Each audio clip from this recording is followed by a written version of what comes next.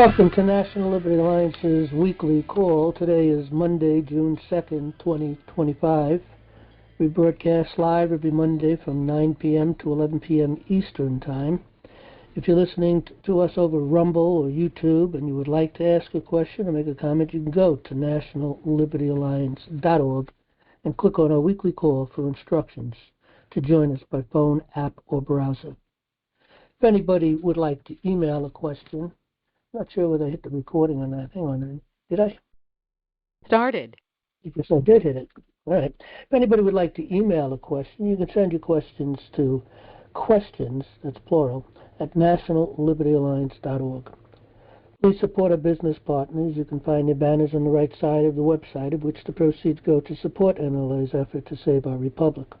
Also, please support NLA by donating $5 a month or more. You can click on the donation tab, top right side of the website. Okay, we're going to pick up with our scripture reading where we left off last week. We're in the Gospel of Luke. We'll be picking up on chapter 5, Gospel of Luke, chapter 5. Let me see if I can set it up here.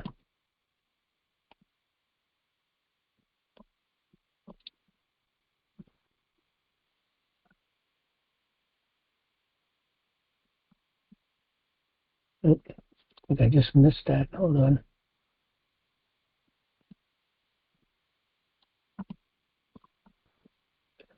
Okay.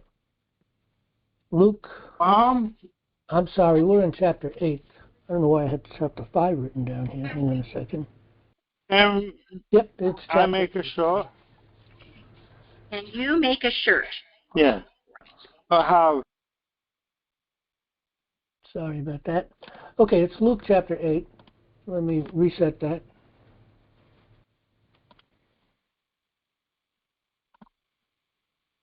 So what am I in now?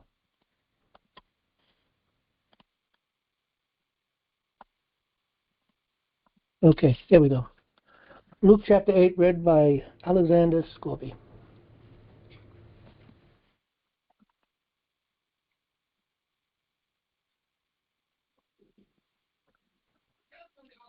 I don't hear anything, John. Hold on a second. All right, let me check my setup here. I may not have hit the right button for sharing. Yeah, I didn't hit computer sound. Apologize for that. Let me reset this. Okay. Luke chapter 8, read by Alexander Scorby. If you don't hear it again, let me know, but I think I got it. Chapter 8. And it came to pass afterward that he went throughout every city and village, preaching and showing the glad tidings of the kingdom of God. And the 12 were with him, and certain women which had been healed of evil spirits and infirmities, Mary called Magdalene, out of whom went 7 devils, and Joanna the wife of Chuza, Herod's steward, and Susanna, and many others, which ministered unto him of their substance. And when much people were gathered together, and were come to him out of every city, he spake by a parable. A sower went out to sow his seed, and as he sowed, some fell by the wayside, and it was trodden down, and the fowls of the air devoured it. And some fell upon a rock, and as soon as it was sprung up, it withered away, because it lacked moisture. And some fell among thorns, and the thorns sprang up with it, and choked it. And other fell on good ground, and sprang up, and bare fruit an hundredfold. And when he had said these things, he cried, He that hath ears to hear, let him hear. And his disciples asked him, saying, What might this parable be?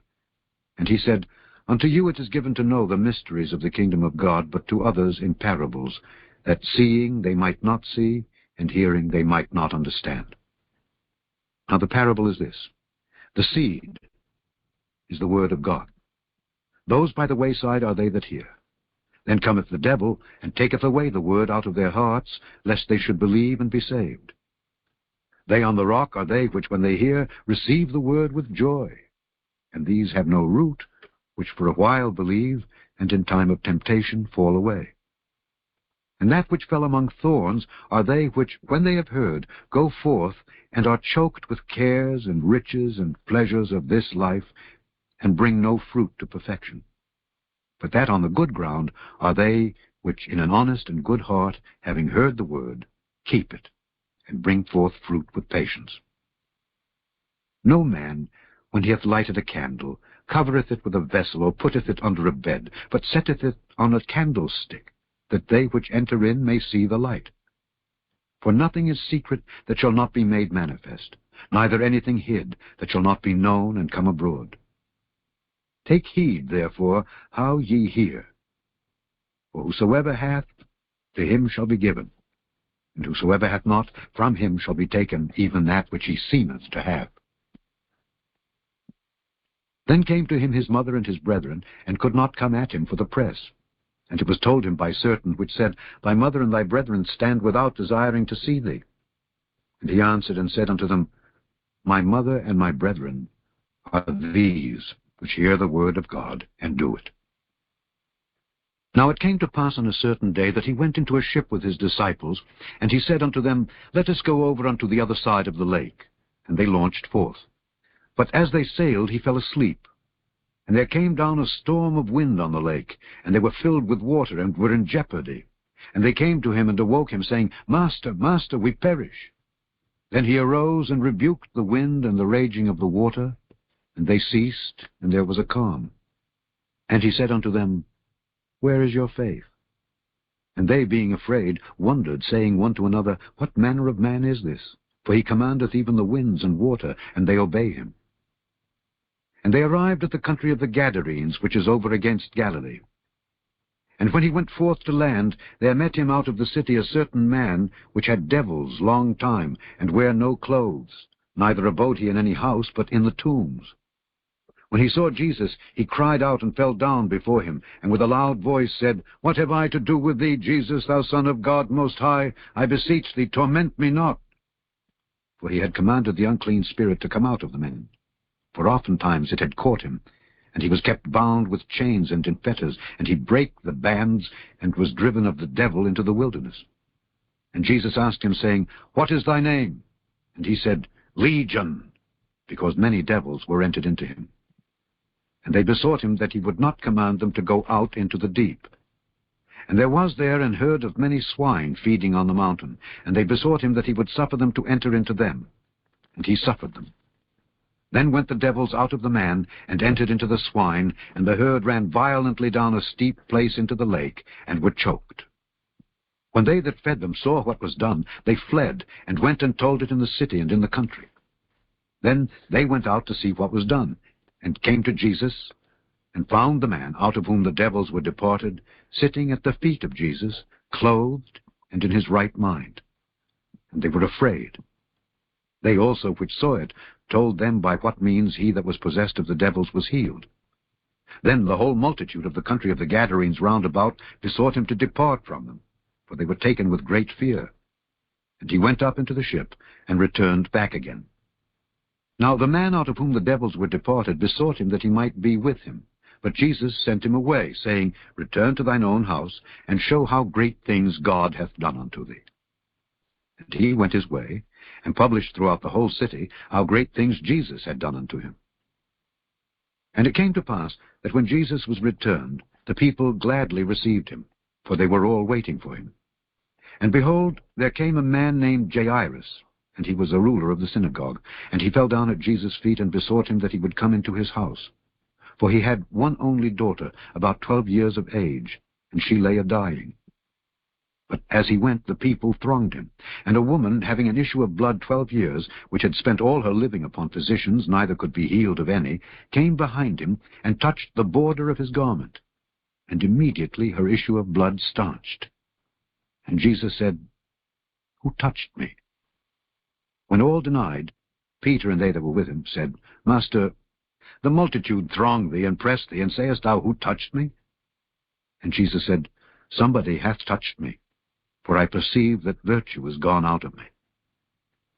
And when the woman saw that she was not hid, she came trembling, and falling down before him, she declared unto him before all the people for what cause she had touched him, and how she was healed immediately. And he said unto her, Daughter, be of good comfort. Thy faith hath made thee whole. Go in peace. While he yet spake, there cometh one from the ruler of the synagogue's house, saying to him, Thy daughter is dead, trouble not the master. But when Jesus heard it, he answered him, saying, Fear not, believe only, and she shall be made whole. And when he came into the house, he suffered no man to go in, save Peter and James and John, and the father and the mother of the maiden. And all wept and bewailed her. But he said, Weep not, she is not dead, but sleepeth. And they laughed him to scorn, knowing that she was dead. And he put them all out, and took her by the hand, and called, saying, Maid, arise. And her spirit came again, and she arose straightway, and he commanded to give her meat. And her parents were astonished. But he charged them that they should tell no man what was done. Okay, Jen, do we have any questions tonight or any announcements? Yes, John, we have several. The first one has 3 parts, and they're short, so I'll read them all together, and then you can digress on them. Are we growing with COS across America? Do we know if there's a Pennsylvania assembly other than Anna von Ritz? And how many Pennsylvanians are members? And the way it's written, I would assume that's members of an assembly. Could be of the COSs across America too, I guess. Okay, well, we are building committees of safety across America. It's moving a little slow, maybe. It's up to the people to educate themselves. We can just facilitate that education and give them all the necessary tools in order to create their committees of safety.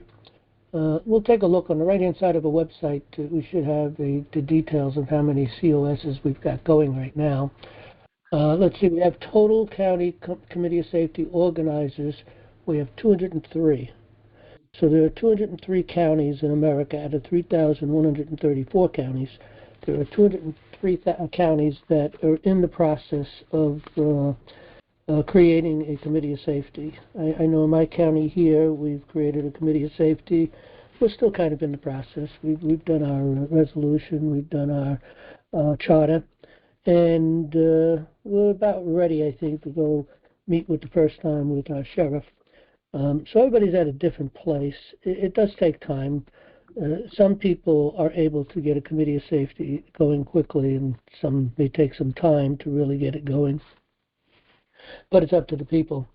Now, as far as the assembly, particularly connected to Anna von Ritz, we are disconnected from Anna von Ritz. Unless anybody has any very specific questions about her, we're not compatible with whatever it is that she's doing. And we do understand a lot of things she's doing, but there are certain problems.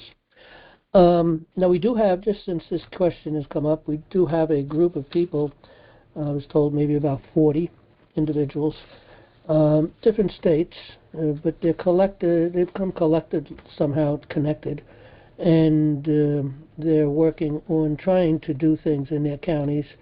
I've had a conversation with one of the leadership individuals, and they're interested in what we're doing. And so we're going to meet with these individuals, but the days, it just can't work, the scheduling. Their schedule and my schedule is kind of difficult. So I said, why don't you just come on to the Monday night program? And we can, have this conversation openly, and it'll be all about what we're doing here. It'll focus particularly on the grand juries. That is the most, the highest interest. But we're working beyond the grand juries. We have to have committees of safety going. And we're going to get into those discussions next week. So next week, when we come together on Monday, these people will be coming in and they'll be getting into the queue. They've got a lot of questions, and I'll probably do an overview. And they've got a lot of questions, and hopefully we'll be able to give a lot of answers. Anybody that is a normal visitor here or a member of National Liberty Alliance, you're welcome to get into the queue as long as you stick on the focused conversation, which again is what we are doing. It's going to be concerning, again, the grand jury and the trial jury, the administrations for those juries, and what we're doing and how we're structuring that. The committees of safety, which is the necessity in order to have government by consent, the process and procedure by which we are taking our courts back, which I've got a little bit of an announcement on that also tonight. And how we have to take our political process back, and how we have to get rid of the minions of the New World Order. We have to clean out the judiciary, just like Trump is cleaning out the political process. We have to do the same with the judicial process. But once we get our courts of record back, which are our courts of justice, and we get back to the rules of common law, then we are going to set a major, well, I don't like to use the word assault because someone would think that it's a physical thing we're going to do. No, we're going to come out after them legally. We're going to give them due process, and we're going to go after all of these individuals. Hopefully, and again, we'll discuss a little bit this because Trump hopefully is working with us on this. Hopefully we'll find that out sooner or later. And maybe we won't have to do too much work on this. Maybe he'll do most of the heavy lifting to get rid of these people. But clearly what must happen, at all costs, it must happen. We must get rid of the Bar Association. They have got to go. And I do believe that Trump understands this now, with some things that took place, and maybe we'll talk a little bit about that also tonight. Okay, with that, I guess that's it. Again, the Assembly, as far as Anna von Ritz is concerned, we are not compatible with her or the things that she's doing. Anything else, Jan? Yeah, on the committees of safety, all you have to do is go to the website and click on directory. What is it? Yeah, they have to click on the directory. Yeah. I got it opened up now. What is it, Pennsylvania?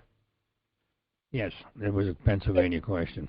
Yeah, so they're in District 9 here, okay? And if we come down to Pennsylvania, we find, let's see, where is Pennsylvania? There it is.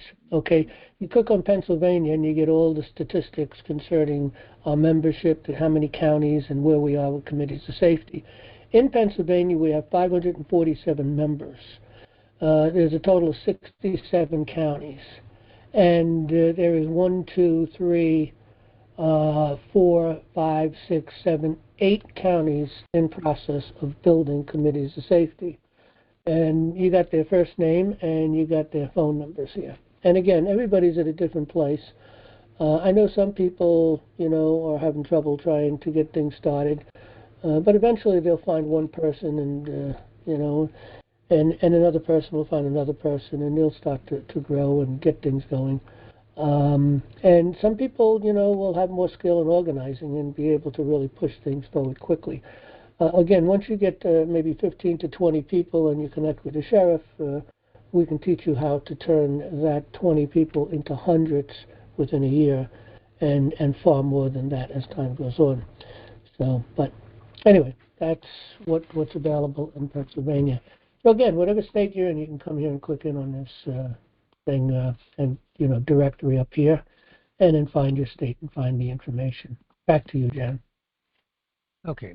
Approximately 1 month ago, I sent an email to NLA with a list of those I recommend that you contact, being that you are all on the same mission, to discuss how to get legal education into the schools ASAP, making it a mandatory curriculum requirement, starting from kindergarten through 12th grade. As of today, I have not heard from anyone. Please let me know your thoughts, and will you consider contacting those listed for such a discussion? Right. Well, I have been extremely busy. I mean, I don't have much time to do anything outside the things that I'm doing, and even that I don't have enough time to do. So, which again, I'm going to be making an announcement of some things we just finished up on this week, actually the end of last week. So I haven't made contact with anyone. I don't know if they sent that info to you too, Jan. But look, if you've got some people that is interested in what we're doing, give them our contact information, and we'll make that connection.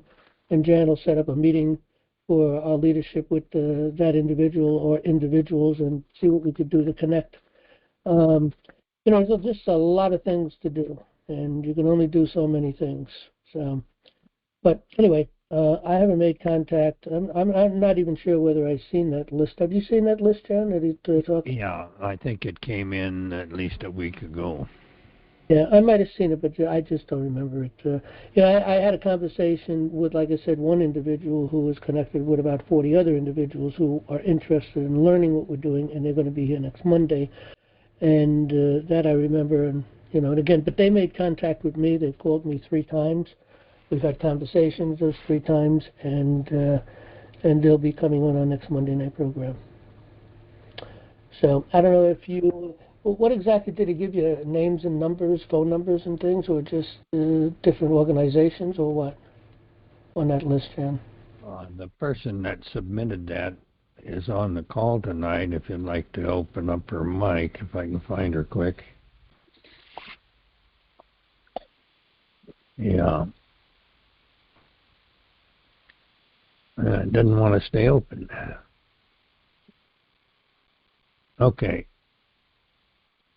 Would you like to make any comments on that? I don't remember when I read it. If you had, I think you had some phone numbers in there and about 4 or 5 different people's names.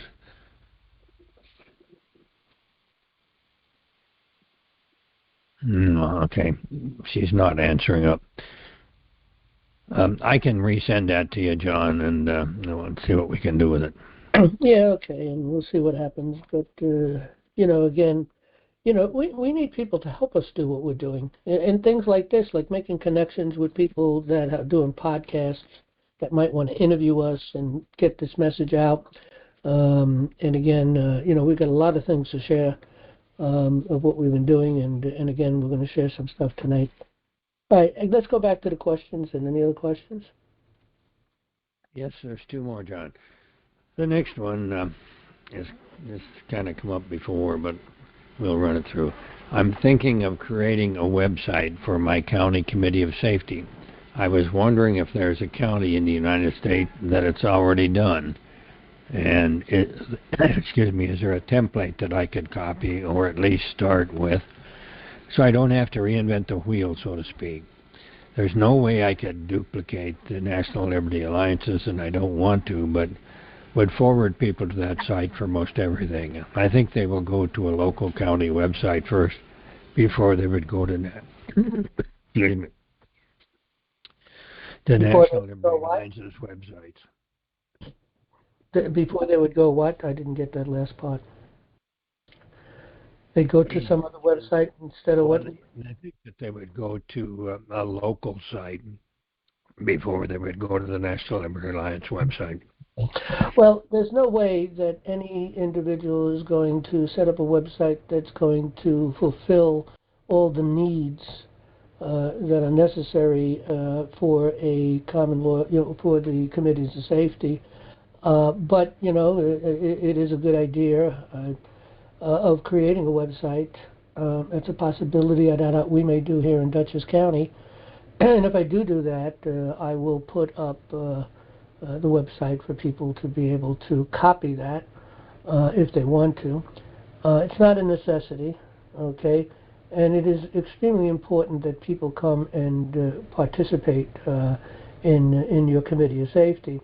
Now, there are different programs out there that could be set up for communications, emails, putting up events that you're doing locally, and I'm trying to think. We had used these websites when we were in the Ron Paul movement and the Tea Party movement and various other things. I'm trying to think of the name of it. I don't know why it's escaping me at the moment. But I will search that out because it was a great tool. It was very simple. You set up your information. You actually create your own URL, and so it would be the Committee of Safety of whatever county you're in your state. So for me, for instance, be Dutchess, New York Committee of Safety, and probably reduce it by putting the COS, so it's not too long. So NY, Dutchess County, or COS. But what was really nice is if you have an event and you took pictures and you want to put information and write something about the event, how it went, and and so on and so forth. It's all set up. It's all ready for you just to plug in your personal stuff. And there's also a lot of communication to be able to have conversations on there.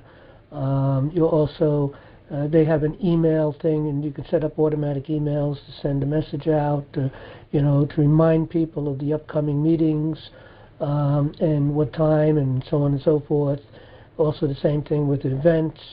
So it's a really nice setup. It's very inexpensive. I forget what it was, but for some reason I'm thinking maybe it was like I don't know, $20 every 3 months or something, or every 4 months or something like that. It wasn't expensive. So I think that's a really good tool to use. I just got to try to, meetup.com I believe it was. I think that's what it was, meetup.com. I'm going to look into this, and we'll talk about that in the future. Let me write this down, meetup. I'm pretty sure that was it, meetup.com.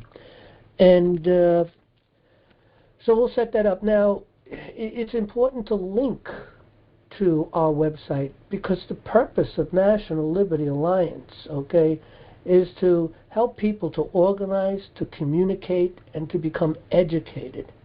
We have no intentions of leading the people. We have no intentions of giving people marching orders or trying to get everybody to do this or to do that.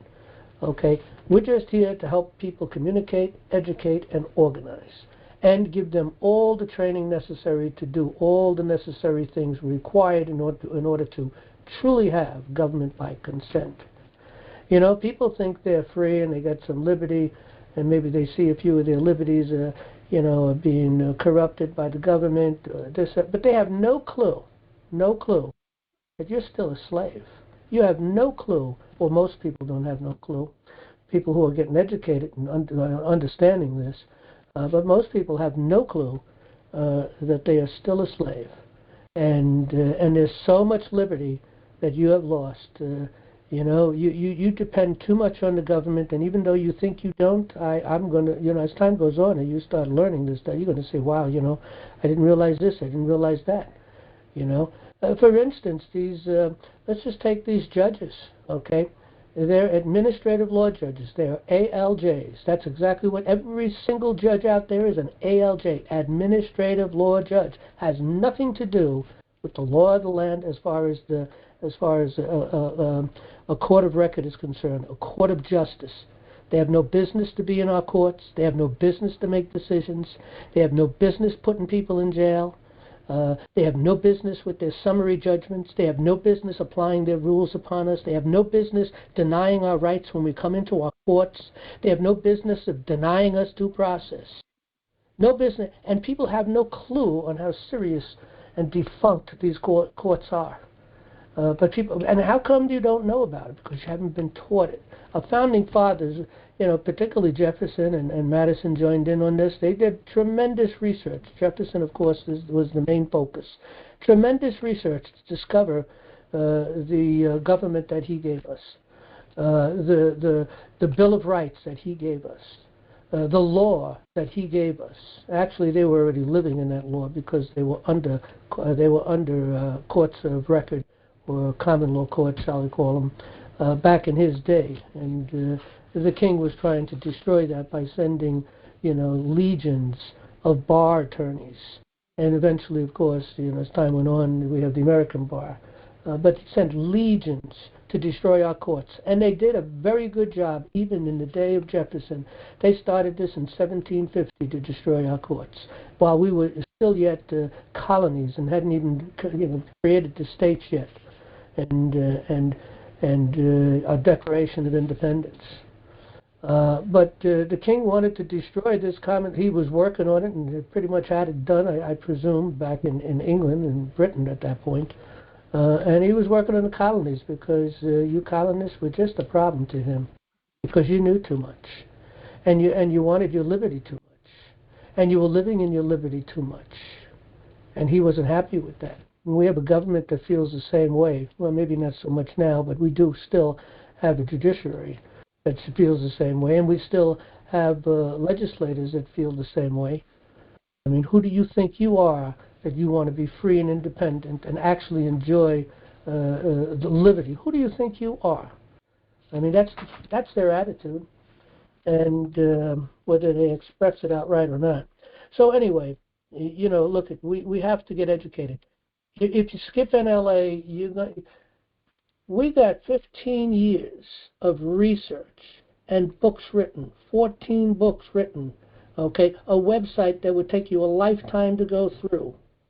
And that's the research that we've done, the conclusions. We have education. We have courses you could take. You get certificates for these courses. We have a law course you could take. We have videos, instructional videos, exactly step by step by step on creating a committee of safety. And each one of these subcommittees and what the purpose of each subcommittee is, step by step. Just go out to start a committee of safety and come down to handbooks, videos, and tools. You're not going to be able to build a committee of safety properly, nor are you going to be able to build a committee of safety that is compatible and have the ability to work with other committees of safety, which is absolutely necessary to have government by consent. Our founding fathers were organized. They were organized by committees of safety. Every colony had their committee of safety going.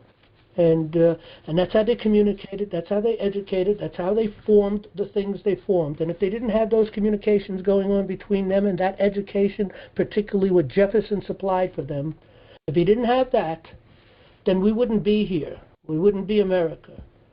But this is what they've given us. And all we have to do is follow their lead. And that's what we put together here at National Liberty Alliance. Okay, this page here, under Start a Committee of Safety, you go to Handbooks, Videos, and Tools. It's the handbooks, documents, videos, and PowerPoints for your county committees of safety meeting. We have handbooks here that you can download for free in PDF form, step by step how to create a committee of safety, step by step dealing with the political process, the judicial process, and all the different things in different subcommittees. We have how to communicate with the sheriff, how to go forward and deal with him, how to bring that sheriff on board, how to take a sheriff that is totally ignorant and looks like the enemy and turn him around by education, giving him an education he cannot deny. Because anybody who reads these books, you're going to find them filled with footnotes. And the footnotes is documentation of the facts that this is it. This is the way our nation was built. And this is what we have to do to have government. You can't have government by consent. Let me repeat that 10,000 times. You cannot have government by consent if you don't have a committee of safety. Let me say that again. You cannot, anybody thinks you can have government by consent, please get on the mic. If you think you could do it without a committee of safety, get on this mic tonight and tell me how that is. Because I have no clue on how you're going to do it. You can't have it because you have to work together. One person is not enough. You have to have the people in your community in one accord that are educated, understand the system, the process, what due process is in the courts, how the political process works, how to take control of those people, how to bring them down under the thumb of the people, and to bind them by the Constitution, by the chains of the Constitution, as Jefferson put it. And if you don't know those things, you can't have government by consent. You don't even know what your true liberties are. If we don't know, almost everything the legislators do, they have no power and no authority to do it. But people are so ignorant to these things because they haven't got a clue, and they don't even know that they're being abused. Look what Doge has found, okay? All that money. I mean, we've been slaves all of our lives, paying for all these things. And what are we paying for? What are we giving this money up for? What is the tax man coming and getting? What's he using it for? He's using it to destroy the United States of America, to destroy your Constitution, to destroy liberty in this nation. So anyway, introduction to a committee of safety. It's critical to watch this video if you've got a committee of safety going. County committee, and you can download all these things. You can put them onto a thumb drive and plug it into your laptop, and you can play this video at your meetings, and you should do so. They're short videos. They're not long, maybe 20 minutes, half hour. They're purposely made short, and you can do one a week. The Committee of Safety, American Revolution, the COS Charter. You need to understand the Charter, why you have to have a Charter. And you have to see that we put together the framework for a charter. People can add to it, but we put the structure together to have it prepared so that you just put it together, get together and talk. What do you want to plug into this thing? And if you just want to use the charter the way it is for now, that's good. It gives you structure. It structures you exactly how the county next door will be structured, and the county next door to that will be structured, and so on and so forth across the states. Okay, we're all structured the same way. And you have to have a charter, and the charter lays out the things of who you are as a people to be given to the sheriff and say, this is who we are. We are your constituents. You want our vote? Come talk to us. And this is what we have in our charter. This is what we believe. And then you have to put Committee of Safety resolutions. Again, we put a structural framework put together, and you can add to that over time. You can just adopt it the way it is. And every month as you come together, you can add things to it and continue to build. Meet your sheriff. We have the plan to meet the sheriff. You know, I hear from people all the time, oh, my sheriff's no good. Yeah, we got to give him. How do you know he's no good? He's probably just as ignorant as you are and I was at one point in time. Or anybody else that eventually got educated. We were all ignorant. We were never taught this stuff in school. What you learn here at National Liberty Alliance, you never learned in school. And I don't care how far back you go. You never learned this stuff because they don't want you to learn. They got to keep the slaves ignorant. You can't understand liberty. You can't understand the law. You know, if you got to go into our courts, you need to go find yourself a lawyer and give them a whole bunch of money, okay, in order to come into our courts so we can control you in our civil law courts and which strips you of your liberty. You know, if you want to talk with God, go see a priest or a pastor or someone. You know, you don't have a direct line to that at all. Actually, you do. It's called the Bible. But people don't know that. People think they can't understand that. You know, you want understanding and wisdom, ask for it. God says He'll give it to you. It's that simple. Faith comes from hearing, hearing from the Word of God. Go to the Bible, ask God, and over time He will give it. I know for a fact because He's given it to me. Committee of Safety, the American Revolution, Education Committee. What does the Education Committee do? What is the importance of that? And it's the Education Committee that's going to build your committees of safety into the hundreds and potentially the thousands in your county. We have the Committee of Safety Political Committee. Again, every month, you should come together, show on one of these videos and talk about it, so that you come to understand and people come to realize, you know, that's the committee I should belong to. I should belong to the education. No, I want to be with the Judiciary Committee or the Political Committee. You know, you got to choose a committee to be on. Some people may choose two committees, you know, and many hands make light work, the more people you have. So here are the handbooks. We've got all these tools to create all the things you need to do to create a committee of safety. You cannot have government by consent if you don't have committees of safety and the subject, and that's the end of that. Because we have to come together as a people. Do you think Jefferson could have stood up without Washington, without Madison, without Franklin, without any of those people and create the nation he created? No, it's an impossibility. It had to happen through committees of safety. Then they had to control that process to create that process. How? Through committees of safety. It's the committees of safety that brought the Continental Congress together. It's the Committee of Safety that brought the Second Continental Congress together. It's the Committee of Safety who decided we have to separate ourselves from Britain. It was the Committee of Safety who got together and debated the Constitution that we have. It is the Committee of Safety that got together and debated the Bill of Rights that we have. And the foundation of the law being the Declaration of Independence, upon which those two documents set upon. You can't have liberty unless you work together with other people. You can't put a person onto the ticket, put them on to be potentially elected for whatever position. You want a sheriff and you find a good person that's a sheriff. One person can't get him onto the ticket. It takes a group of people to go out and walk the papers to get that individual onto the ticket to be elected potentially as the sheriff. It takes your support of people. Not political parties. Political parties are destructive. Democratic Party is a destructive party. The Republican Party is a destructive party. Parties are no good.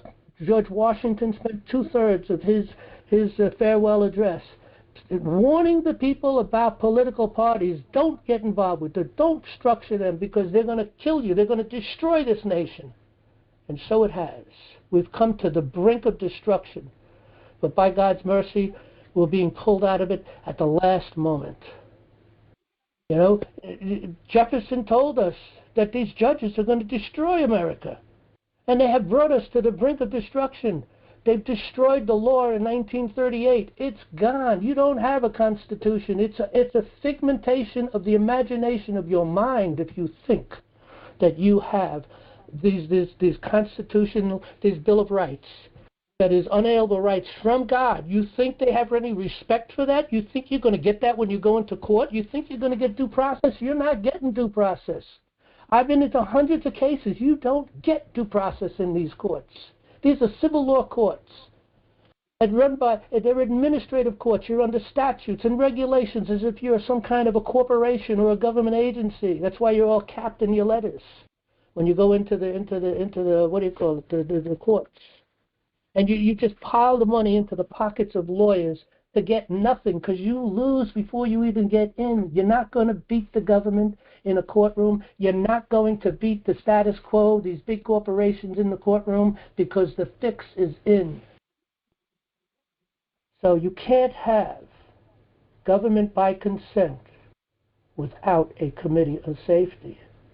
And you can't have a committee of safety unless you understand what it is, how it's structured, what it does, what's the powers, how to execute those powers and those authorities, and how to take control of your local government all the way up through your congressman and your senator, taking control of your state legislature. But you have to work together, because one county can't do it. You know, you have to work with other counties, because they have representation too. We need to take the whole ball of wax from these people. We need 3,134 committees of safety in America. That's what we need. And we need 50 to 100 people at some point in time in each one of those committees of safety. And then we own America. Liberty is then yours. We will control the courts. We will put these people in jail. We'll put them at the end of a rope. We'll put them, whatever needs to be done. We, the people, can do it.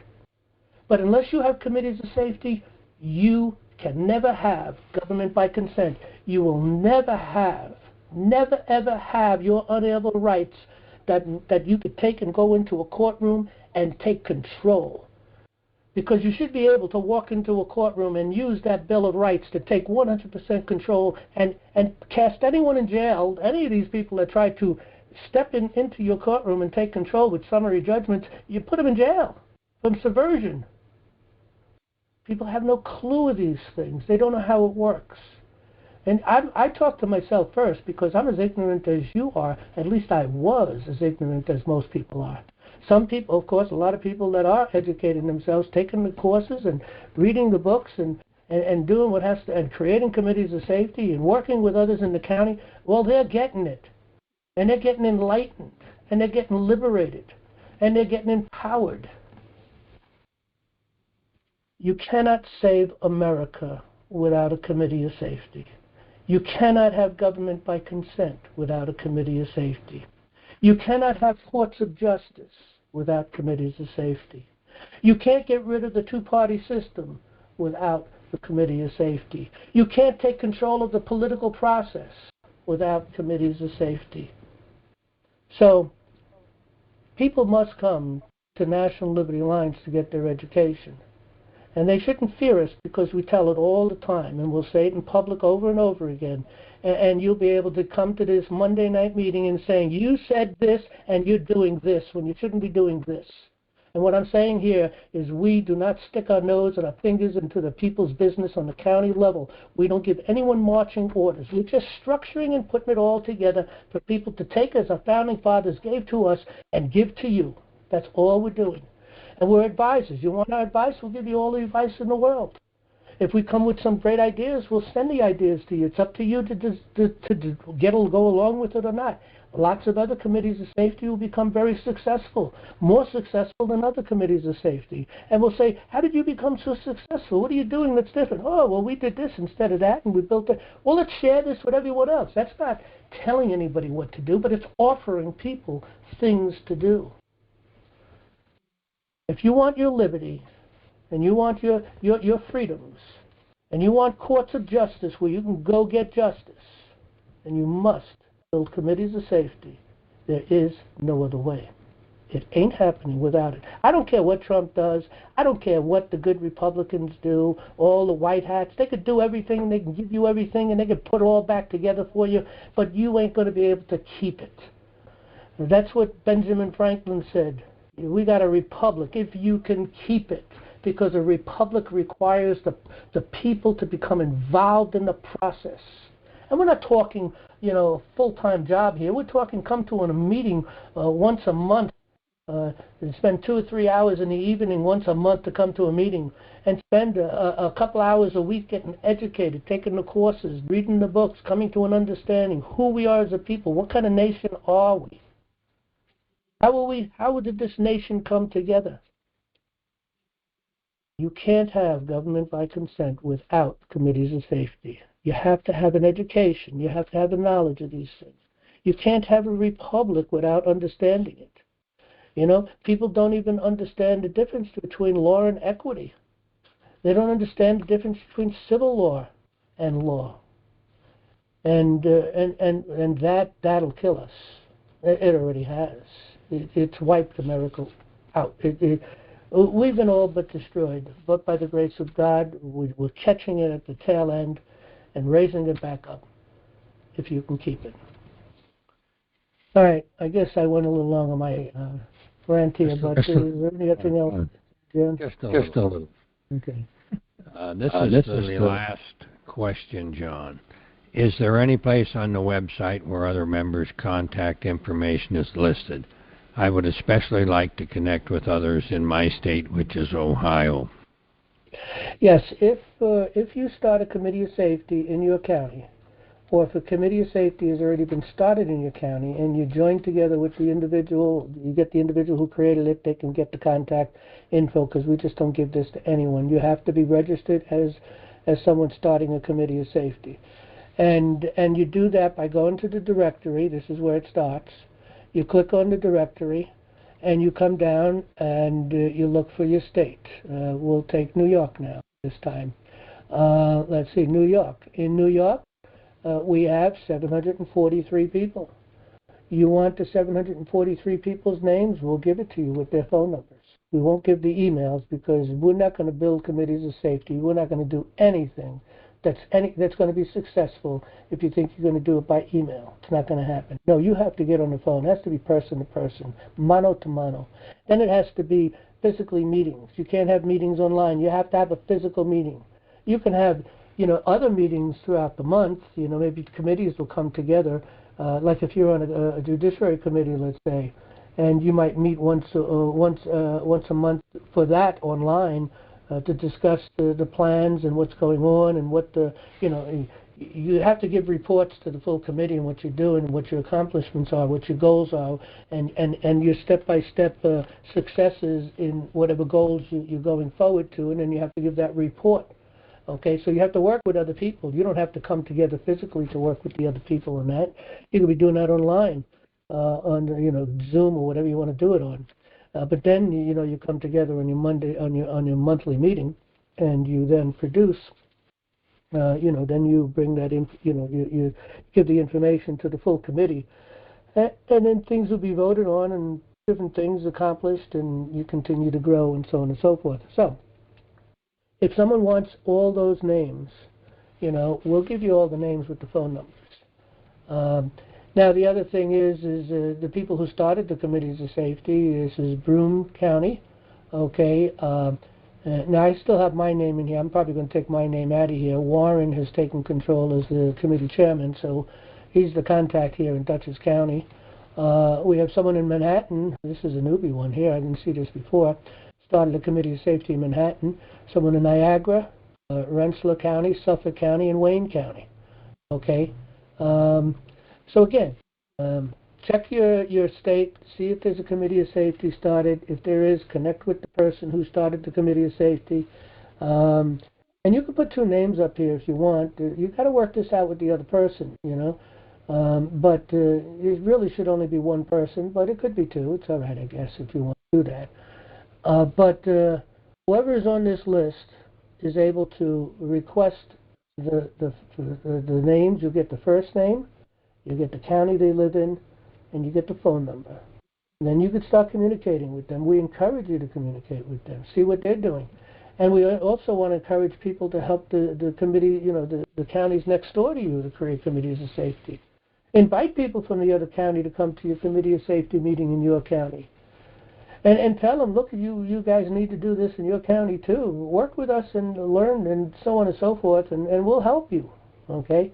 And they'll help another county and another county and another county. You got to work together, because if you don't work together, can't have government by consent. We have to come to certain conclusions together, and put the right people onto the ticket and take control of these people and to recall them, to pull them out of office when they don't do the will of the people. So anyway, yeah, that's how you get the names. Find out, or put your name up here and start a committee of safety, start working on it, and make contact with Jan, and he will get you the list of the people either in certain counties, if you're just requesting certain counties, or the whole state. And again, not a problem, no emails, and not a problem communicating, because we encourage that. This is what it's all about. All right, next question. That was the last question, John. Okay, thank you. Okay, well, our queue is open. Let's see if anybody's in the queue. Yeah, there's one person in the queue. Anybody wants to get into the queue, it's a *6 and a 1. And if you're on a phone. If you're on an app or a browser, there should be a button there to get into the queue. I want to spend a couple more minutes before we go into the questions here. Like I said, we only have one person in the queue right now. We have two. Okay, the more the merrier. Keep coming in. But just real quick, go back to the front page here. We've been talking about this for weeks now. And we did the paper Redress of Grievances to open natural law courts. I made mention last week that we posted this. This is the final paper. You can get up here and read it. I have not posted the letter yet, but I did post this one. Again, this is, you can read the paper. I'll put the letter right underneath this also. The letter was written to President Trump and his administration and others. And we sent out about 46 books, I think, altogether. Actually, we sent out more than that, because we sent a couple others to other individuals. But we sent about 46 books out to Trump, his administration, and key individuals around him. Some senators, some congressmen that we know are working for the good of the people, and family members, and a few others. So, and that went out, and we filed the papers with the United States Supreme Court, which is that's what this presentment is, to redress of grievances to open our natural courts. So it's an extraordinary presentment to the Supreme Court of the United States, coming in from the Unified United States Common Law Grand Jury, which is the sureties of the peace. And it's against the federal judiciary, which we have already indicted. We have indicted the entire federal judiciary. They're all guilty of the same crime, and that is denial of due process, and preventing people from coming into the courts of justice, sticking their nose into the people's business, and putting in summary judgments, overturning jury decisions, all kinds of things and violations, all treason. And the United States Supreme Court clearly has original jurisdiction on this issue. We don't have to go through no trial court, and we're coming in as we the people, which is through the grand jury, and they have to hear it. And we've copied this paper to, again, all the people we send the books to, 46 people, with Trump, his administration, and others around him. So I'm not going to read this, because we have read this already. I think we read, there's been corrections to it since we've read the last one. So, but anyway, this is an extremely important case. Everybody should be educated in this issue. Everybody should read this paper. Get some time, sit down and read the paper. Either read it on the computer or print it out and read it. But you need to read it, because you need to understand what we're doing and what's going on in the courts. And I don't think that they have much of a choice. They can't hide from this. I copied Joe Rogan on this too. I'm looking to try to get a podcaster who will pick up on this. Joe Rogan's got millions of people, so hopefully he'll pick up on this. But I sent him a book also, and I copied him with this paper and also the letter we sent to Trump and the others around him, and a personal letter to Joe Rogan, too. I wanted to get one out to Tucker Carlson, but I cannot find his mailing address. I did send him a note. These people, they all do the same thing. You can't even send them an email. You got to go to their website and you got to put your information into their page and send them a message and so on and so forth. And but I did that with Carlson about 5 days ago, and haven't heard nothing back yet. If anybody can get his address, I'd appreciate it. I found numerous addresses, but I don't think any of them are good anymore. From reading other places and trying to figure things out. But if anybody could figure his mailing address, I'll send him a book and a copy of the paper that we sent into the Supreme Court. But we got to get traction on this. We got to get people to know about this. We got to get this out into the public. Particularly, we got to get it out into the good guys that are in office, whomever they may be. If anybody can make contacts with podcasters, we need to connect with podcasters, because that's how we get our information out to more people, to bring an understanding of what it is that we're doing, how to have government by consent, and the necessity of a proper education. One of the other things that National Liberty Alliance wants to do, we don't have the funding to do it, is to take all of our books that we've got here. We've got 14 books, okay? 4 of them are major books. The rest of them are, so 10 of them are handbooks. But we have to turn them into a curriculum going from K through 12. Okay, and Brent Allen Winters is willing to work with me on this. He's written books, and together, him and myself, and maybe some others that we can connect with, other authors, and also work with NCCS. We're going to try to approach them, but it's too premature to approach them at the moment. We need funding first. But that's another thing in LA would like to do, is get into our schools a proper education, because our schools are creating nothing but morons. These children coming out, they don't even know on a map, on college level, don't even know on a map to find the United States of America. Go figure that out. How can it be someone went to college and is going to college and is shown a map without any names of what these places are, and say, where's the United States of America? They can't find it on a map. That's pretty sad. It's pretty sick. But that's what we have. We don't have a proper education. And if we don't have a proper education in our school, then we're not going to have America in the future, because America's future is in our children. They're the next step up to take control and to do things. We need to get them involved in committees of safety. We need to teach them in school that they need to get involved with committees of safety. We need to teach them more than civics. We need to teach them American history. We need to teach them that we're a Christian nation. And we need to teach them what common law is and where it comes from. We need to teach them how to be Americans, real Americans, true Americans. And believe me, we are not, or haven't been, true Americans. And you'll never be a true American until you get a proper education. Because you don't know what your liberty is, and you don't know how to protect it, and you don't know how to stop these people from destroying it. You don't know how to get rid of these people. You don't know how to take our courts back. So anyway, this is what we got to do. All right, anyway, that paper's up there to be read. I hope everybody reads it and hopefully get the word out. Send this paper out.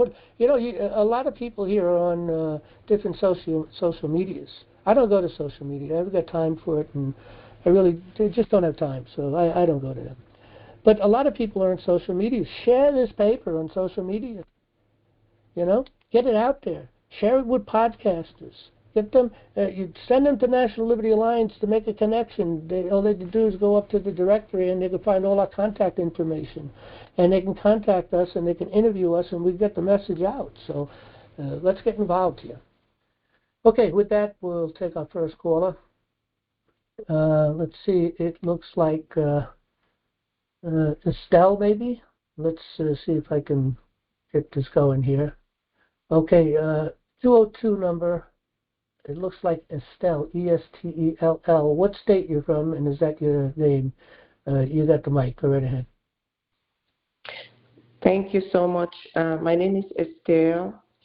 I'm very new to this forum. I got the information from my brother who is incarcerated, and he had some questions. I went to the website and registered and tried to contact someone on the Maryland site, but to no avail. So he had some questions. He was unconstitutionally prosecuted under the 18 USC, and he needs assistance in filing remedy with the common law courts seeking immediate release, and he needs a co-counsel, that is the next friend, to assist him with court proceedings in Maryland in the federal district court. So we wanted to find out if it's something that you can help with, what is the process, what we need to do, and what is the success rate, how can we contact you guys, how can we get involved. Okay. A couple of things. Again, things take time. It's going to take time to do. One of the things we're working on, again, that's what this paper was all about, which is the redress of grievances to open up our natural law courts, which was closed down by the Rules Enabling Act, and that's what we're looking for, the overturning of that and numerous other conclusions at the end of this case. We want them to make declarations which become orders down to all the lower courts to open the courts of justice up and step aside and let the people have their courts of record. And no judges belong in those courts. But I will tell you, and this is a huge, huge problem. I don't even know how it's going to be dealt with. Maybe it'll be dealt with because of ignorance, and most people will remain ignorant for a long time, and it'll maybe take a long time for this to kind of acclimate throughout America. All the people are in jail. But let me tell you something. When you really think about it, there hasn't been a lawful court in this country since 1938. There has not been a court of law. So therefore, everybody that's in jail is there unlawfully. Ultimately, that is the problem we have. I don't know how we're going to deal with all of it. I mean, we could probably very quickly come to the realization that most people don't belong in jail anyway, because none of them are really violent. The problem is also, it's all about money, putting people in jail and making money off of these people, okay? And so there's lots of money to go through conviction for lawyers and judges. There's lots of money to go into the prisons and to incarcerate people and go through all this stuff. But guess who doesn't get money? The person who was in the injured party. Therein is the problem. The injured party is never, ever, taken care of it. They don't get restored. There is no restoration for them. But that's what has to be done, is the people need to be restored. But I do believe, for instance, the county jails, they all have to be emptied out. I don't know that there's one person in there. They could have been, by the way, we have a lot of, can you mute your mic as we talk there, Ms. Bell, because we're getting feedback. You got your mic muted? Okay, that's better. So, the people that are in county jail, I don't know that there's one person in there that's there lawfully. Because most of these people, if not all of them, okay, but most of them anyway, were put there through town courts and village courts. And they are not courts of record. They have no power or authority to make any decision in law whatsoever. So there aren't even courts that can even open a court of record. So that's a problem right there. And I'm sure there are a lot of people in jail that probably do belong there. So again, therein is a major problem. On the federal level, most people in jail on the federal level don't belong there, because a lot of them are put in their armed charges, which they have no business going after people because they have weapons and they maybe cross the state line, whatever the case may be. The federal government has no business dealing with putting people in jail for that purpose, and we've seen a lot of people go to jail for that. The IRS has put tremendous numbers of people into jail. Nobody belongs in jail for that. That's a debtor's prison. Why doesn't America wake up? It's a debtor's prison. Debtor's prison is against the law pretty much everywhere, except America. We'll put you in jail if you owe the government money. Well, not even owe the government, that private company, that private court called the Federal Reserve, not court, that private bank called the Federal Reserve, owned by foreigners. Yeah, I'm sure there's Americans too, but owned by foreigners. Okay, and They're responsible putting tons and tons of people in jail. None of them belong in jail. It's a debtor's prison. How come we don't wake up and realize that? We got to wake up and deal with this. Okay, anyway, going back to what you can do, okay, and again, it's going to take time. It requires an education.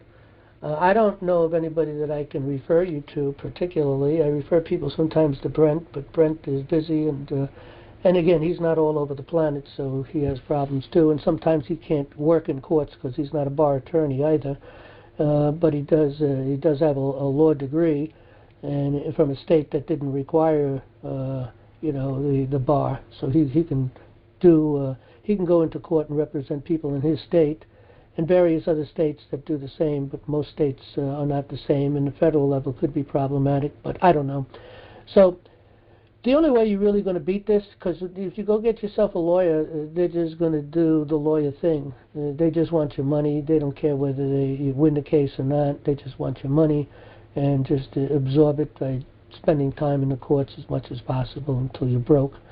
Most people can't afford it's not even justice, but let's call it justice. Nobody can afford justice. Not that that is justice, because it's not. So that's a problem.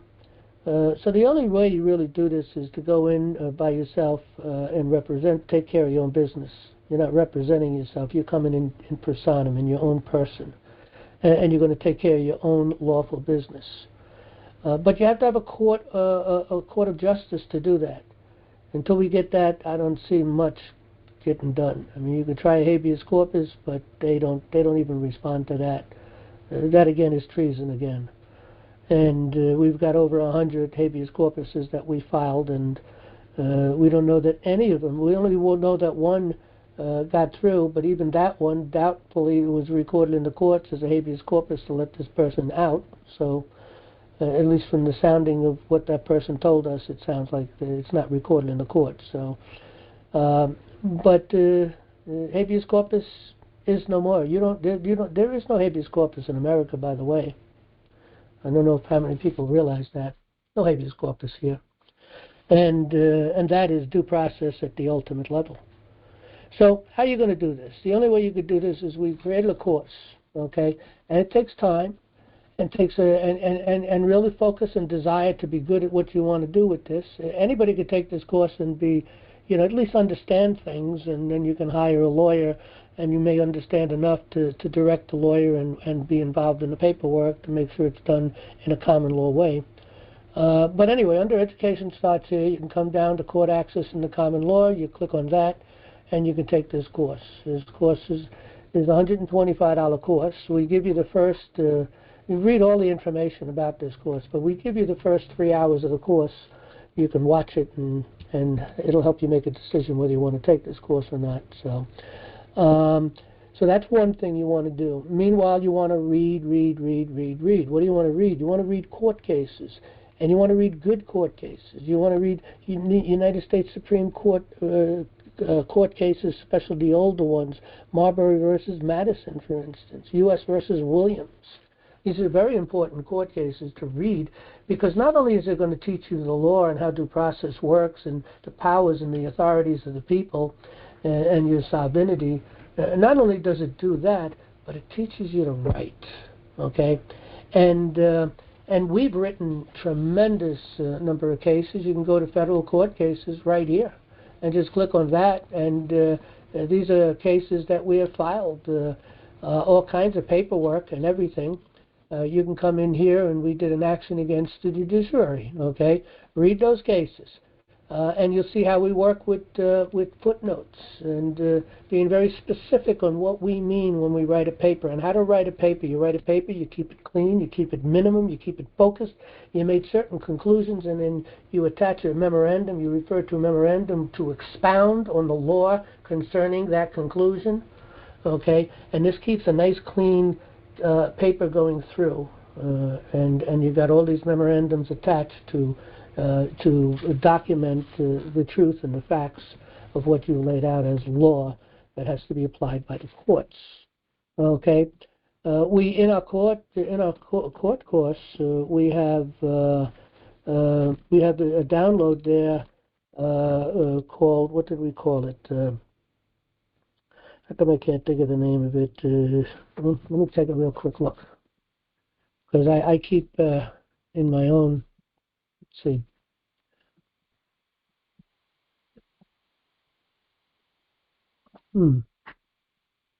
Where is that? Oh, okay, footnotes and quotes. I don't know why I couldn't think of that, but that's what it's called. We have a download in our course called Footnotes and Quotes. Tremendous amounts of information on court cases and conclusions. I mean, just a lot of stuff. You can download that. It comes down in a zip file, okay? And when you open it up, it's topical, okay? So once you open it up, you'll see the topics. For instance, what is a bill of attainder, bill of information, the difference between a complaint and an action, what is estoppel, full faith and credit, injury, different injuries, remedies, rights. What is our sovereign right? Who are we as a people? All those things are answered in these footnotes, so that when you're responding to these, the other side, depending on who you're dealing with, of course, especially if you're going up against the government or the establishment, government agencies, and there's a lot of this stuff really is powerful to use. But in any case, to keep the court case focused as a common law court, there's a lot of things, words you want to use in there, and you want to give the meanings of those words. You want to document those words, and what authority they come by. So anyway, that's what the course will teach you. A lot of that, and it gives an overview of the common law in itself, which is real simple. See, common law is really, really simple because I can explain it in 2 words. Common law is common sense. Doesn't get any difficult than that. Common sense, something people agree with quickly and easily. Built by maxims. Blackstone has a book of maxims. There's other people have books of maxims. There are thousands of maxims, and millions yet to be discovered. Just think about that, because it's all common sense. It's logic. And it comes from the heart, because remember, God told us in the New Testament side of things, He put the law into the heart. So every person knows the law in their heart.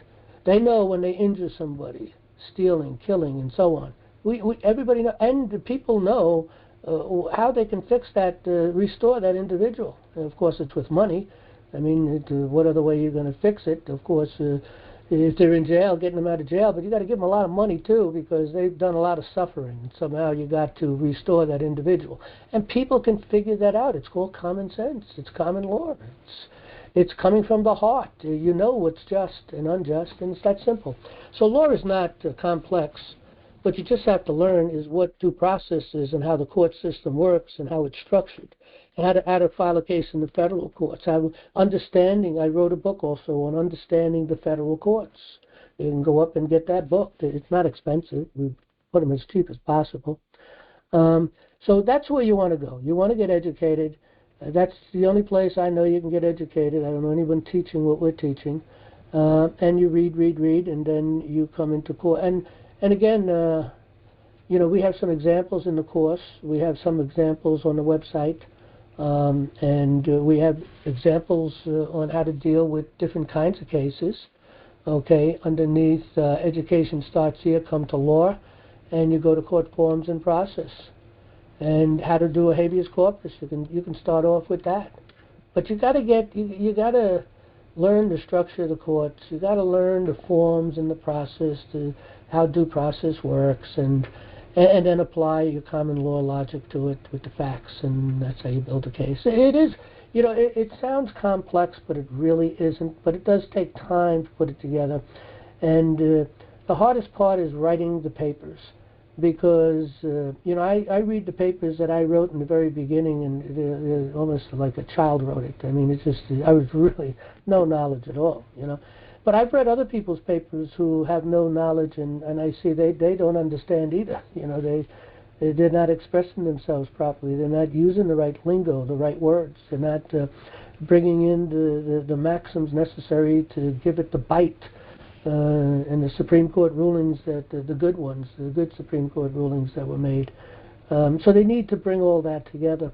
That takes time, and that's through reading. And I'll tell you what, you read the books, you read the cases we wrote, you read the Supreme Court cases we suggest for you to read, you read a lot of opinions from the Supreme Court, and all connected with the courts, and you could be very good at dealing in the courts and taking control of your own case and win it.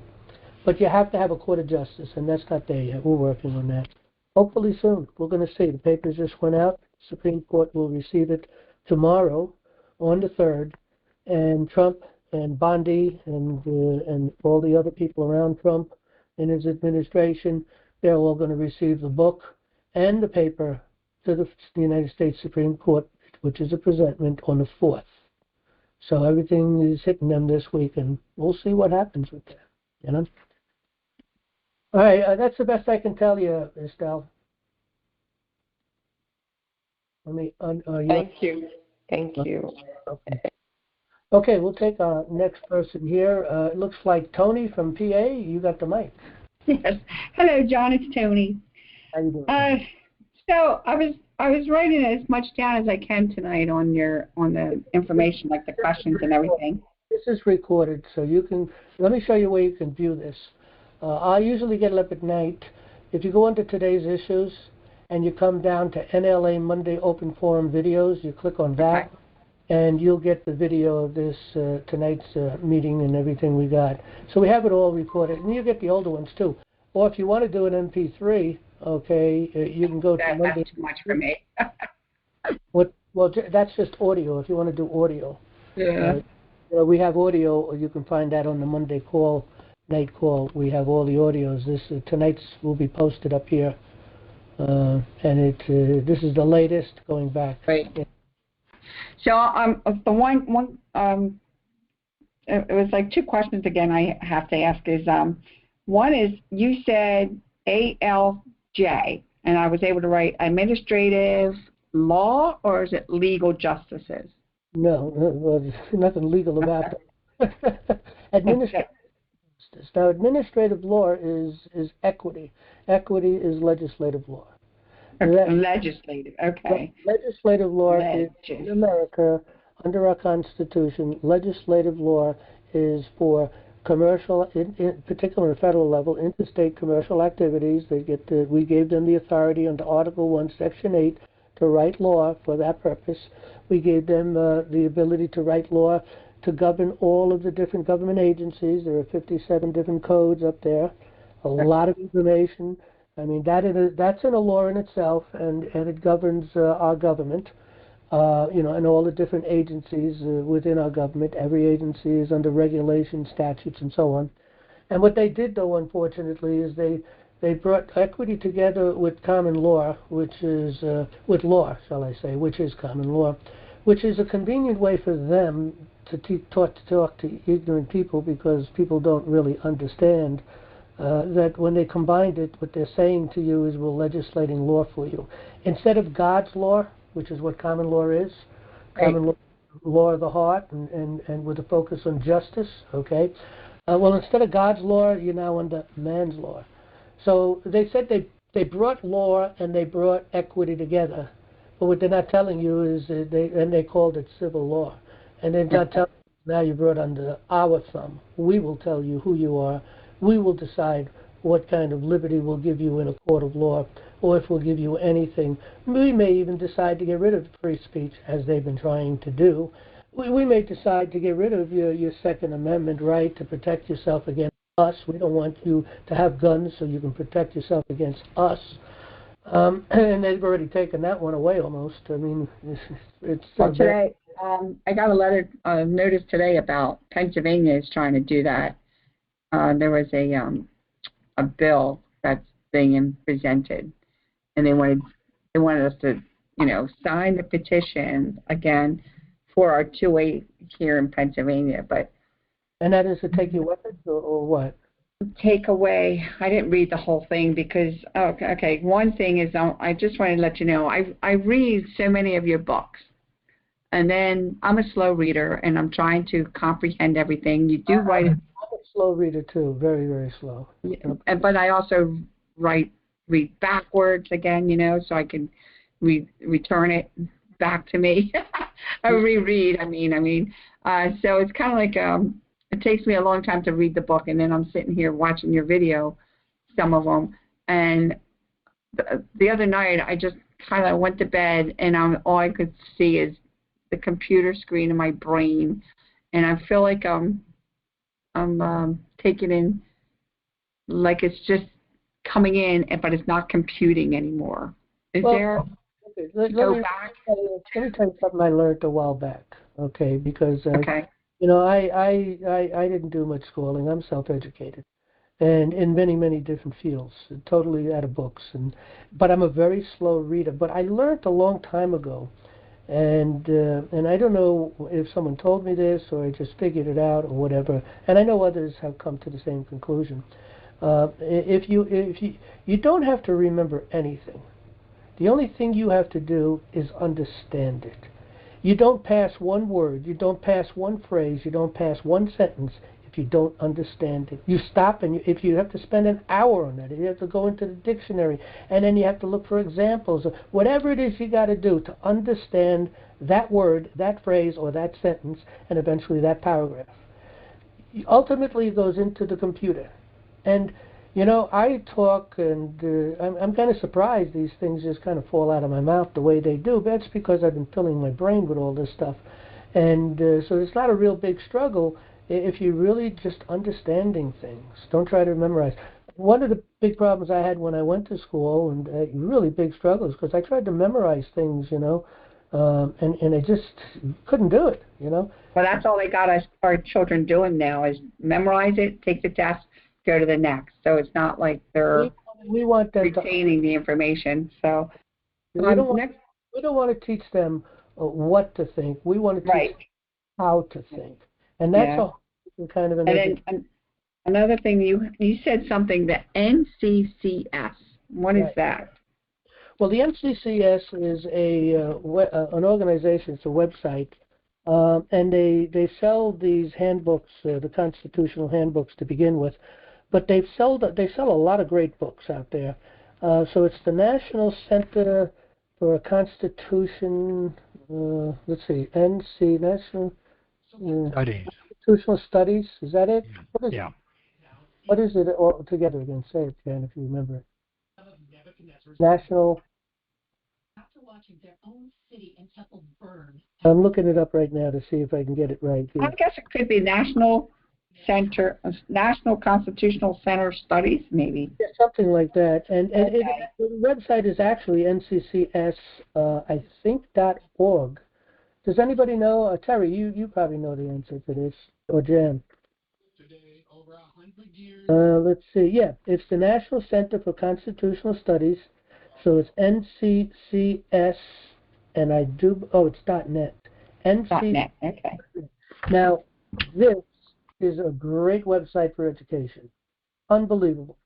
I tell people about yours, so. They got great books. They got the 5,000-Year Leap. I bought, and you get these books dirt cheap. They print them. They've written them, published them, and print them themselves. So they had the 5,000-Year Leap. I bought that book. What a great book that is. Okay, 5,000 what?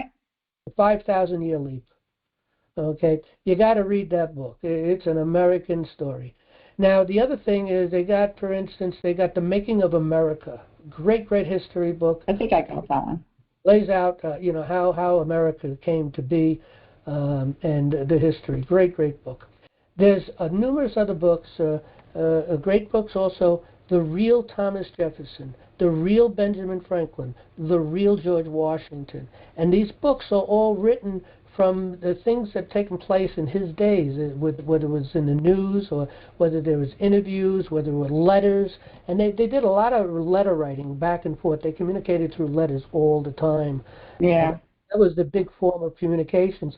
And this is what these books are brought together on. And also interviews of different people about people, okay? For instance, the headmaster slave in Jefferson's home, he was interviewed. Okay, and what an interview he gave. Okay, wow. And by the way, Jefferson never bought a slave in his life, never sold a slave in his life. He inherited every one of them. He had no choice but to receive them, wanted to liberate them, but it was illegal to liberate them in Virginia. He became governor. He was a legislator twice and tried to introduce legislation to be able to at least set a slave free, and that never went through. He became governor and again tried to do something for the slaves. He wrote the Declaration of Independence, and again, all men are created equal. So a lot of people don't understand that Jefferson was born into a situation, and he was stuck between a rock and a hard place. He refused to sell his slaves because, they'd be abused. He didn't know who they were going to, and he inherited every one of them, never bought one. So, anyway. And the last thing then, so you showed us how to get to the directory and then like the list of people. Who do I ask? I ask Jan for any of the people in Montgomery County, Pennsylvania? Well, yeah, you can send an email to Jan at national.org and request that. And let them know that you're calling, but your county needs to be registered as the beginning. It is registered. I mean, do I register with you when you're on this site, or what? Other than that, come up to the directory. Okay, click on the directory, and it gives you information on how. Yeah, I'm there. My name is on there. Your county committee of safety here, right there. Okay. And then when you go and register it, or you might want to go and change the name on it, and whatever the case may be, you can do it through this area here. And then that person will show up on the list of committees of safety in that state. What state is this? This is Alabama.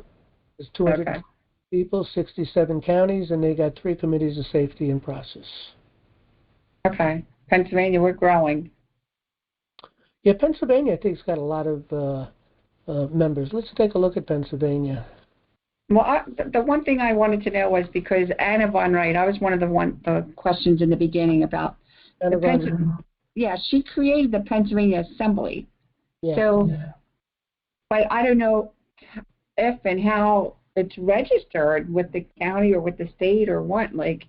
How do we create a Pennsylvania Assembly? No. You don't register yourself with the government. You don't go to ask permission for anything. You just do it.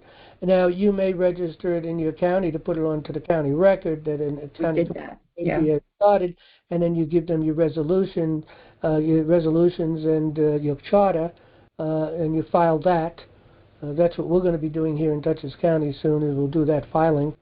And then you take care of business. Remember, you don't owe them nothing. You don't have to tell them anything. It's none of their business what you're doing. What their business is to obey what you decide to do, because you're the people. That's what committees of safety are all about, is to make people obey the law that's in power and authority. Okay, and also to do all the other things. There's a lot of things involved. Committees of safety is supposed to solve every problem within the county that people bring in, and they need to find a solution for them.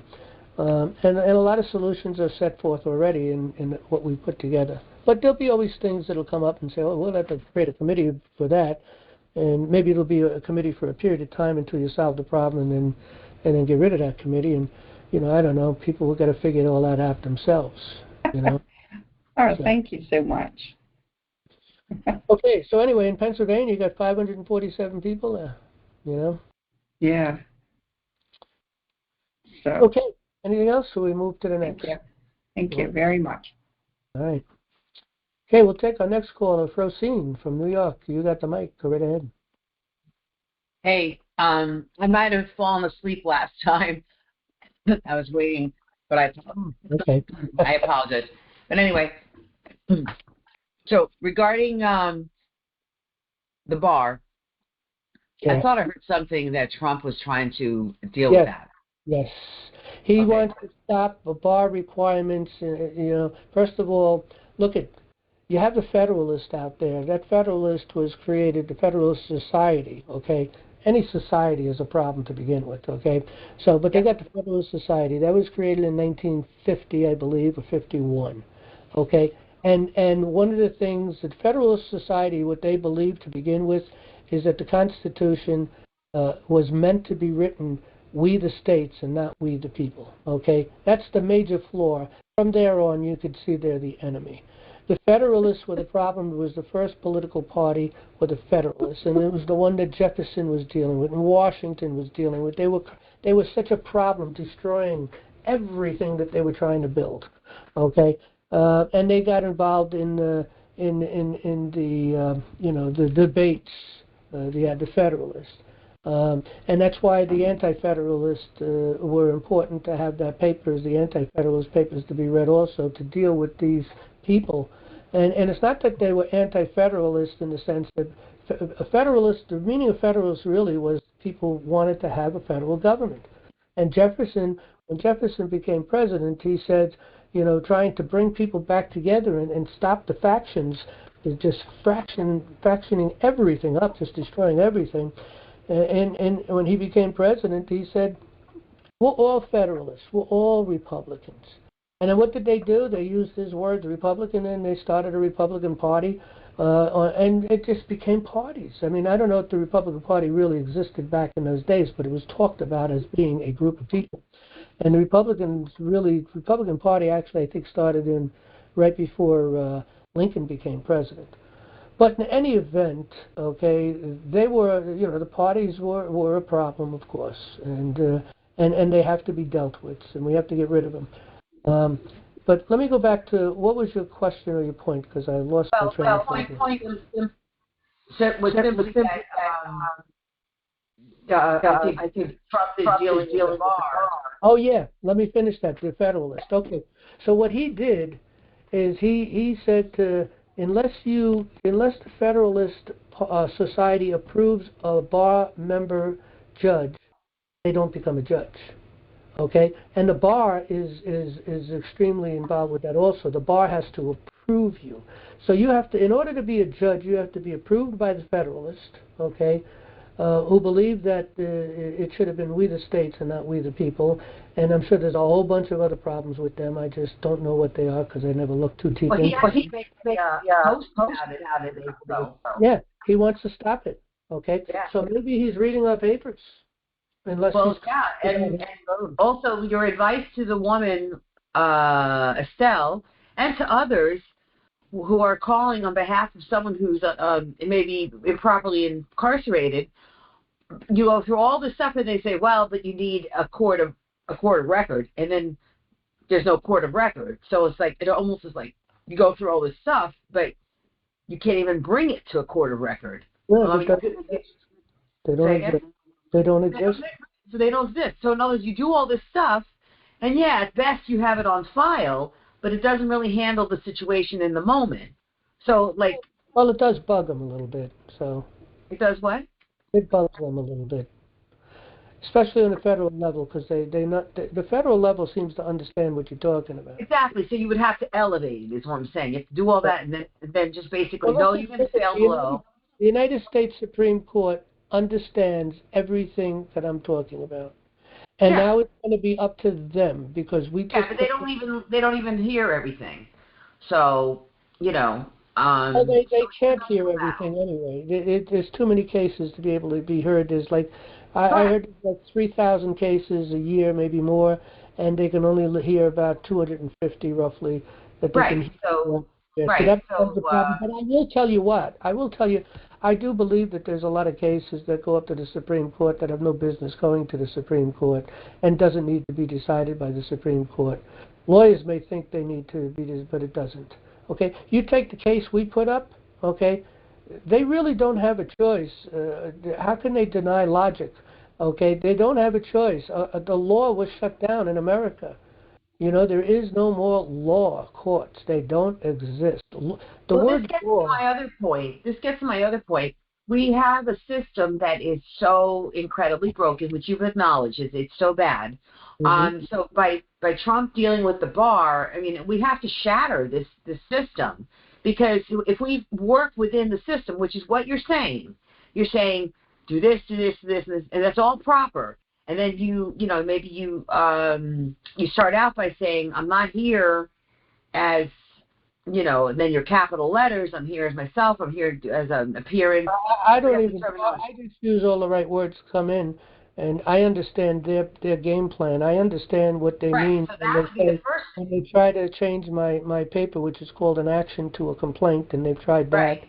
And they understand what they're doing, obviously, and I understand what they're doing, and I don't let them get away with it. Right. So that would be the first step, is because you want to get into the right court, because you could do all the right things, but if you're in the wrong court, you're still going to lose. Like you said, it's stacked against you. But here's the thing. Look, at everything that I do from now on in, and it's been for quite a while this way anyway, it's for the future and not for now. I already know I'm going to lose every case I go in on because they're too corrupt and they can't afford to let me win anything. All right? So we can't, we're not there to win the case. We're there to set the record straight, to show the conspiracy. Okay, because what they do in New York on the federal level and what they do in California and Montana and Texas and New Jersey and Maine and whatever state you want, okay, every federal court does the same thing. They break the same law. They use the same words. Everything is the same. And what does that prove? That proves conspiracy. And so that's what we changed our paperwork into, is to prove conspiracy, number one. The other thing is to create a case that could be resurrected when we can open a court of justice, because the moment a court of justice opens up, I got a whole bunch of cases to be moved into there. Right. Well, yeah. So, for example, I was watching a thing on YouTube of a case where, long story short, this guy was in a rental car. A thing goes over the police to look out for a car that had outstanding Easy Pass tickets, like the toll tickets, and it was the rental car that he was driving that his girlfriend got. I heard about that. Yeah, you heard about that, right? So the cop steps on his the thing, like, you know, where you step up into the car when and the guy starts driving and he tells him to stop, so he shoots him. Yeah, and it was a horrible thing. And then they wanted to the parents sued for the death of the son. And the ruling was that no, the police didn't do anything wrong, because the way the law reads now, it's only for the moments that go up to the killing. And so if the police thought he was in danger, then he's off the hook. Well, the cop was not in danger, obviously. I saw the video myself. He had no business putting a gun out on a traffic stop. So they said they had to consider the fact that he didn't have to step on the thing and continue with the car. Well, I'll tell you what. That case could be easily opened up when the courts of justice come back. You see, there's going to be so many problems, okay? And it's going to be burdening, because all these cases that have to be retried, a lot of them can't be retried. We may end up having to set free people that don't need to be set, don't belong. Well, that's it. That's why it's an overarching, like something with Trump, with the bar, because the system supports it. For instance, you say, oh, they don't have the right to do a summary judgment on someone. Well, guess what? There's the bailiff right over there with the cuffs ready to put them on you and drag you away. So in other words, they don't have that authority, but there's a whole system that supports it.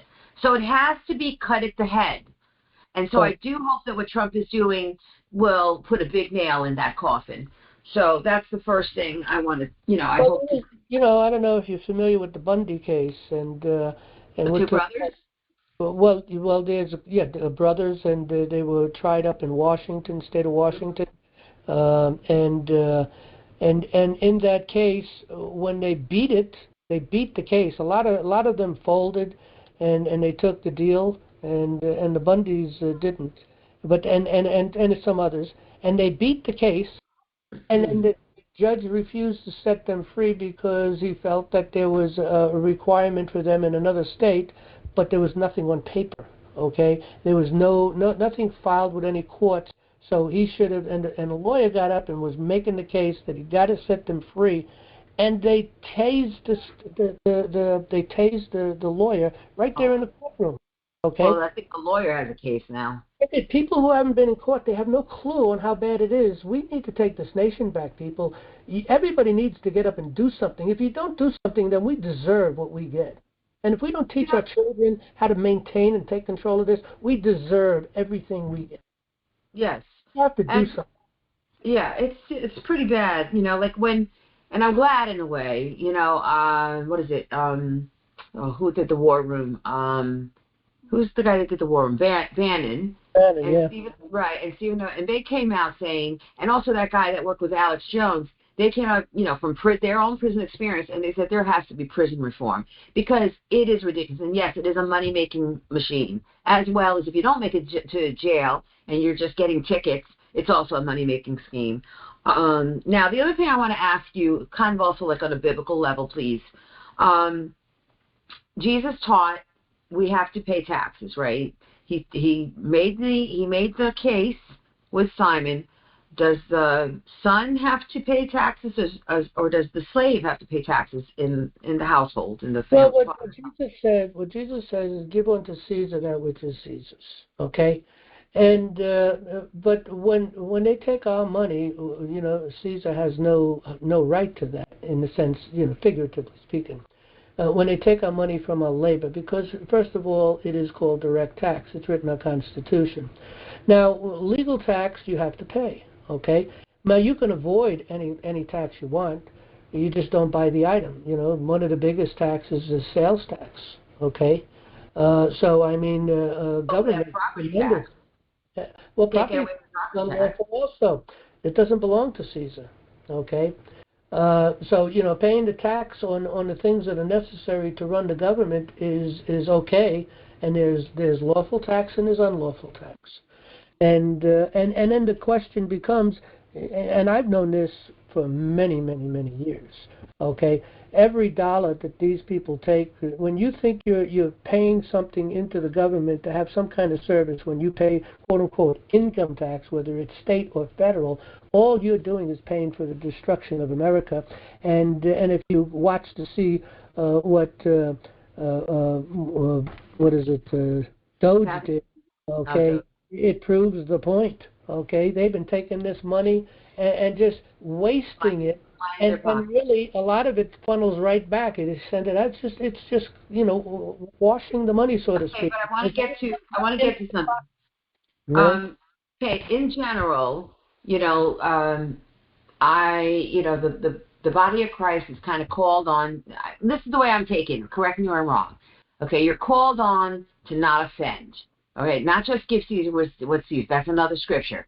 But just in the scripture where Paul is approached by the tax man, does your master not pay taxes? Goes and tells Jesus. Jesus says, go to the fish, get it from the fish, pay this for you and for me. But before he does that, he says, does the son pay the taxes, or does the slave in the house pay the taxes? No, the son. Okay, this is the kingdom of God. I'm the king. I shouldn't have to pay taxes. The people with me should have to pay taxes. Blah, blah, blah. But so as not to offend, go give the money. Okay? Now, my point is this. Jesus established, as not to offend, go pay the taxes. My problem is with, okay, that's, he wants to teach him, don't offend. We know who we are. We're children of the king. No big deal. God will provide. Go pay what they want. Let's say that's the lesson. Okay, at least that's how I'm taking it. The problem is we do that here on earth. We do that, post Jesus, and tyranny, tyrants being what they are. They say, oh, well, they gave us X amount of taxes. Let's tax them more and more and more and more and more, and take away their jobs, take away their bids, take away their industries, but keep taxing them, keep taxing them, keep taxing them. And you keep doing it to not offend. And then you're faced with what Jesus never did. Was the only thing he ever got aggressive about was the teachers, the Pharisees and the bankers, who took advantage. So, and we're talking very careful with our righteous anger, because we can get anger and then call it righteous anger. So my question is, a lot of what happened this last 4 or 5 years, a lot of what happened with me this last 4 or 5 years was like being of the mindset that, like, you know what, I see wrong, and I'm going to be one of those people that's going to stand up. And then getting completely beaten up. And then, like, my thought, like, was standing up in the laws, but if you can't get a court of record, you're kind of screwed. If you even win, they might tease your lawyer. I mean, there has to be a better way. I mean, even biblically, what I'm saying, even biblically, it seems to support just leave it to God. He's going to do it. Just don't offend. Just that does. When do you stand up? Again. Well, look, you stand up when something is right and just. Let's start off from the beginning, okay? First of all, God gave man dominion over the creation. Genesis chapter 1, or chapter 2, actually. Genesis chapter 2. He gave man dominion, okay? So we have the authority. We picked up on that authority twice in history, okay? Once in Israel, 1600 B.C., and the second time in 1776 through the Declaration of Independence, which clearly states we're under the laws of nature and of nature's God, and that we have government by the consent of the people. We have unalienable rights.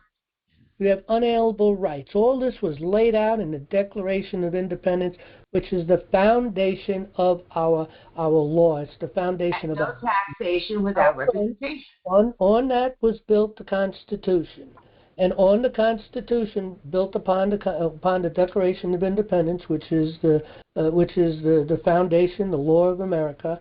Now you have the powers and the authorities. By who? We have government by the consent of the people, established in the Declaration of Independence. We, the people, in the preamble, we, the people, ordained and established this Constitution. So who is the government? We are self-government. We're not a democracy where we elect people to send them to represent us and to off the fly make up these things and what they think that they should do. And of course they do the things that special interest groups want them to do because it's filling their pockets with the payola, So we have all those problems going on. Those are the crooks. Those are the people that are pushing these things. Okay, income tax wasn't around until after World War I. Okay, It was coming into World War II when income tax came about. And it was introduced very deceitfully because, again, we were founded on no taxation without representation. Right, but the thing is this, it's a government it is a group of people that have taken control of our government, the controls of our government, and that's because of our ignorance to begin with, okay? It's partially they planned this whole thing. They didn't want us to become educated. But we became complacent. We became ignorant. And today, people are refusing to get educated. They are just refusing to do it. Because you're gaslit and believe that's the way it's supposed to be. Yeah, whatever it is. But the bottom line, our Constitution is we the people. We sent them to do a job. When we elected people, let's take our representatives in Washington. We gave them 18 powers. Okay, you work on these 18 powers, and of those 18 powers has nothing to do with any control over we the people. We the people are free and independent, we're sovereign, we are the lawmakers, and when we go into the courts, we'll tell you what the law is, and we'll declare it. The jury will make the decision on what the law is, and that'll be that, and it cannot be overturned. Okay, that's a fact. Okay, so like I said, it has to be. It can't be one by one, or it can be, but it'll be like one by one illegal. You got to do a sweeping representative kind of thing. Like if there are like hundreds and hundreds of cases that are basically the same kind of case, but they handle them the same way in a very unfair way. Just make a ruling on that and release them. Okay, so you're going to need. Again, that top down, you're going to need Trump to establish it. And then you're going to need organizations say, no, we're not going to apply. Well, first of all, here's your 18 places where you have authority. And if anything falls outside of that, it's going to be dismissed. And everything that has fallen outside of that gets dismissed immediately. We don't have to retry. Somebody's going to do that. That's our job to do, and we need to be doing it. And again, you can't do it unless you become educated and understand that it's your power and authority to do that, to understand that you are the sovereign, to understand that you are the lawmaker, you ordained, you established the Constitution for them, and you told them what they can do. Okay? So that's on a local level for the new stuff. What about correcting the old stuff? Well, a couple of things. First of all, the Republic Review is really working on that particular problem, and I think they're going to be successful once we can get things straightened up. So their idea is to go back and look at all the law concerning anything that has to do with we the people and get rid of all the stuff that's unlawful.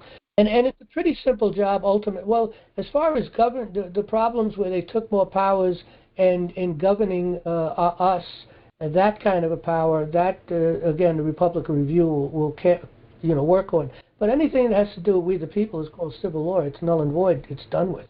Okay. Well, what people need to understand is that judges aren't permitted in court of law.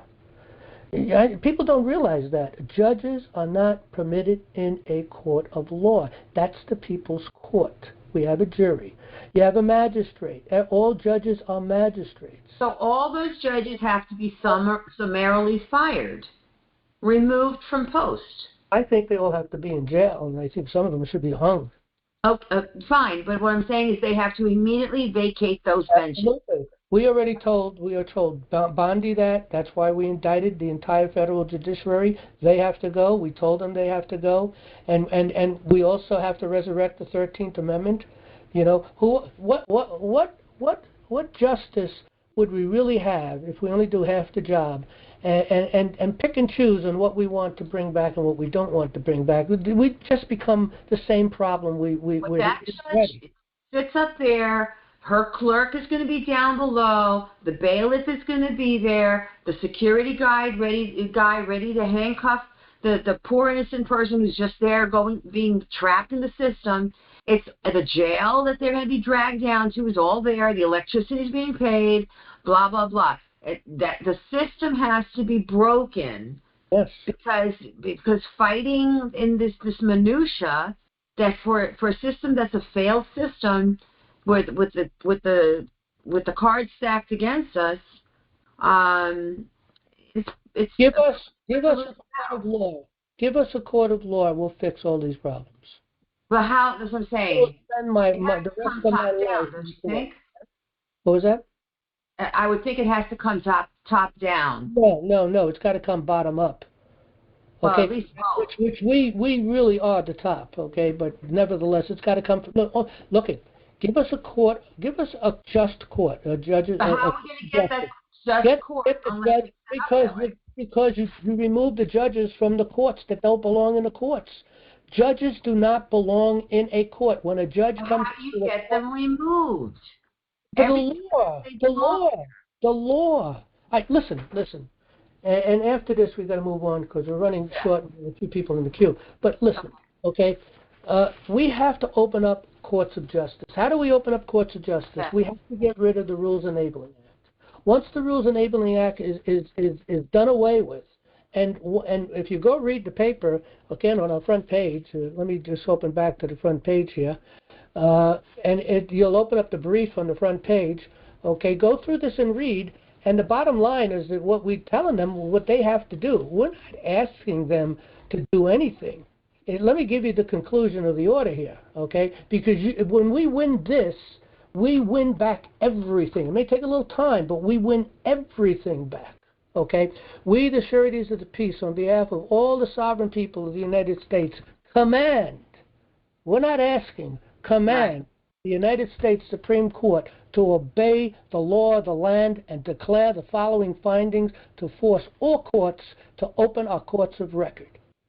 Declare natural law the law of the land. Nullify 28 U.S.C. subsection 2072. That's the Rules Enabling Act. Nullify it. Nullify the federal rules of criminal and civil procedures. Look, even on the equity side of things, it has always been, until the Rules Enabling Act, it has been the rules of common law that has governed equity, because that too has to be under common law. Nullify the federal rules of evidence. Nullify chancery courts, which the entire nation is full of chancery courts. Whenever you have a judge in there ruling on civil law, that's a chancery court. And it's only a matter of time. It's only a matter of time as these things go on and you're found guilty of something and they don't like you and they want to get rid of you. They'll execute the judgment right then and there. One man with a cape and his little hammer on the desk will send you out and put a bullet in your head. It's over. There's no coming back to this thing that Trump is doing. How can it affect that? Well, let me finish reading this, okay? Nullify federal rules of evidence. Nullify chancery courts. Acknowledge the rules of common law for the court of record. Acknowledge the rules of common law for equity courts. open our courts of justice, also known as court of records. Declare summary judgments in court of record null and void. Acknowledge that proof of jurisdiction must appear on the record. Okay, if we get that, if that's what we get, we go into a court of law. They don't get to decide anything. It's the people that we have to convince. That's it. And It's over. And, the decision in a court of record by a jury is unbreakable. Even the United States Supreme Court can't overturn a decision by the jury in a court of record. They cannot, because we are higher than them. People don't realize this. This is the law. Is that what Trump, do you think he understands and is moving toward that? I'm wondering that because of what I heard about, he understood about we got to get rid of this society that is sending in special bar things. Now, I don't know if he was talking about... He named it bar. He actually acknowledged bar. Yes, he did. And we've been bombarding him with papers on this. Again, if you want to know our communications with Trump over the past year or two, right here, it's been a little over a year maybe, okay? I got to put this in order because it's really, the oldest is first, with the exception of this first one here. But the next one, we did a presentment to President Trump and Attorney General Bondi. We did a presentment to President Trump prior to that. We did an indictment upon the federal judiciary. And when AG came into power, we sent her everything that we've already sent to Trump and to the United States Supreme Court and of course this new presentment. We sent the addendum to the grand jury presentment. Then there was the presentment to the United States Supreme Court, and the addendum was the addendum to that. And then the latest paper was the redress of grievances to open the natural law courts, which I just read the final wherefore in that process, in that presentment. So we win that back. Then we will fix it. I will spend a return receipt. Did you get return receipt? Huh? Did you get return receipt? Well, yeah, everything's documented, of course. I sent it through what do you call it? It's not registered. It was the envelope. Server? No, I'm trying to think. Priority mail. So I've got the proof. Yeah, but did you get return receipt for that? But it doesn't matter. First, even if I just send it by mail to them, it really doesn't matter. But I don't trust them, so I did get a receipt. Oh. But the thing is that we also copied Attorney General Bondi, we copied the President of the United States, and we copied 45 other people. Okay, so they've been copied to a lot of people, some congressmen, some senators. Every person in Trump's administration got a copy of this. Okay, I know you're looking for people to help, spread the word, but the ones that come to my mind, and maybe you've already covered them, were those two brothers that were. It was all constitutional. Yes, I know who you're talking about. I can't think of the name either. But the Brunson brothers, yep. And then there's a guy, I think he's a lawyer, but he does Judicial Watch. Yeah, you know what? I was sending things to Judicial Watch, and you know what they sent me? They sent me requests for money. Oh, really?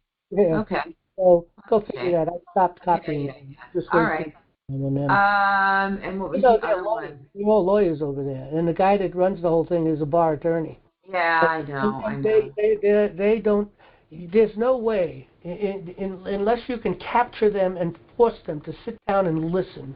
There's no way that they'll listen to anything that I have to say, because as soon as they start hearing some of the things that I talk about, they come to realize that everything they've been taught in law school. Okay, Bannon. Bannon seems to be a man of the people. What about him? Well, yeah, I should say something to Bannon. Well, that's a good idea. I've really enjoyed. I've seen him, and he's pretty down to earth. Yeah, I got to get some more money up to buy more books, because whoever I communicate to, I want to send some books to also. Anyways, look, we can pick up on this next week some more. We're coming to the end of the program. Let me see if we can get a person or two. Look, we got 3 people in the queue. Right, we have 3 people in the queue. I'll give you a minute or two apiece, and we'll have to pick this back up on next Monday if we can get to the subject. But let's take Brett. You got a minute or two. Apologize, but we're at the end of the day here. Yes, hi, John. I was following up on last week's question about the habeas corpus, and I was following along what you mentioned earlier as far as habeas corpus not being a thing. So, with that being said, I'm wondering, is it worth me doing? Well, it's good. You could try it. It's potentially it's possible to get success. I mean, not likely, but the possibility is still there. Number one, it also can be resurrected. Number two, because they have to respond to a habeas corpus, even though they don't, because they don't think they're going to be held accountable. But maybe they're starting to fear and realize they are going to be held accountable. So you could try it. Why not? Now, habeas corpus, does every person have to do their own habeas corpus, or Well, a habeas corpus, if the person is in jail, for instance, and can't do the habeas corpus from jail, a next friend can do it, and they can write an affidavit on behalf of the other individual, and it's held as a sworn affidavit. And they have to get the story from the individual in jail, get all the information, confirm the information, then write an affidavit concerning that which attaches to the habeas corpus, and then push for the habeas corpus. Or the person could do it themselves. And if they have a lawyer, the lawyer should do it, but they never will. right? But with that, I got to move to, if you got one more thing, we'll do it quick, and I got two other people I want to give a couple of minutes to. But we can talk more next week. Well, next week may be tough because it's subject matter week. I'm sorry?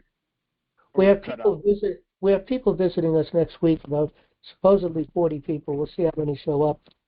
And they're coming in, particularly the group, and they want to learn about what we're doing. So there'll be a focused conversation on that. I'm sorry. So to do it, I was just wondering how would I start that out as a next friend or? Well, you go up here to Education Start Here. Are you're on the computer, right? Yeah, I'm watching from my handheld device. I just All right, well, education starts here, and if anybody just listening and they're not seeing what I'm doing, they can go to today's issues and come down to NLA's Monday Open Forum videos, and you'll get this. I'll post this tonight. So, but the thing is, you come to the tab Education Starts Here, you come down to Law, and then you come over to, hang on, excuse me, come down to Law, and then, oh goodness, keeps flipping away here. Come down to Law, and then over to Court Forms and Process. Okay, in there you'll find an area that talks about the habeas corpus, instructions and forms. Let's see, forms of, here it is, instructions and forms to file a habeas corpus. We have it in PDF and we have it in Microsoft Word. So, and just go through all this. This is all the paperwork in order to file a habeas corpus. With that, I got to move to our next caller. We could talk more next week if you want. Right. Thank you, John. Thank you. Dawn, you got the mic. Only got a minute or two. Dawn, you got the mic with the hand raised up. Hey, John. I've talked to you before. It's been quite some time. I'm the woman that got contaminated in a nuclear reactor in Northern California, and I'm in court, and the defendant, the utility, is still not giving us the discovery items, which is the full body scan where I was contaminated.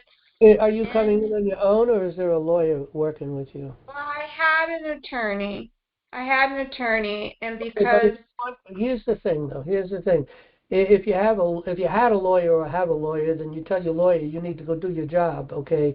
Because I had. The word is I had HAD. I had. Okay. An so attorney. What you can do, there is a process. What you can do is there is a process where you write a paper to the judge, and you force the discovery. Discovery, they have, and if they don't give it to you, okay, well, they should. They should be sanctioned, okay. And number one, also it could move the evidence you're looking for into a positive thing into the court. Because look at when they have a duty to respond to something and they don't, that's fraud. Okay? They have a duty to give you all the evidence you ask for. And the court will force them to do it if you push the court. Now the courts are corrupt, so they may not.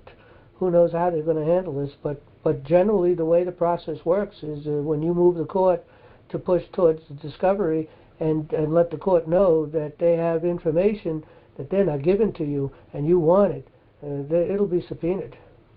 Well, I mean, yeah, that sounds all great in a perfect world. Well, do a subpoena. I mean, write a subpoena and take it to the judge and have him enforce it. Is writing a subpoena part of your coursework? Because I don't. now I'm on my own. Yeah, I don't.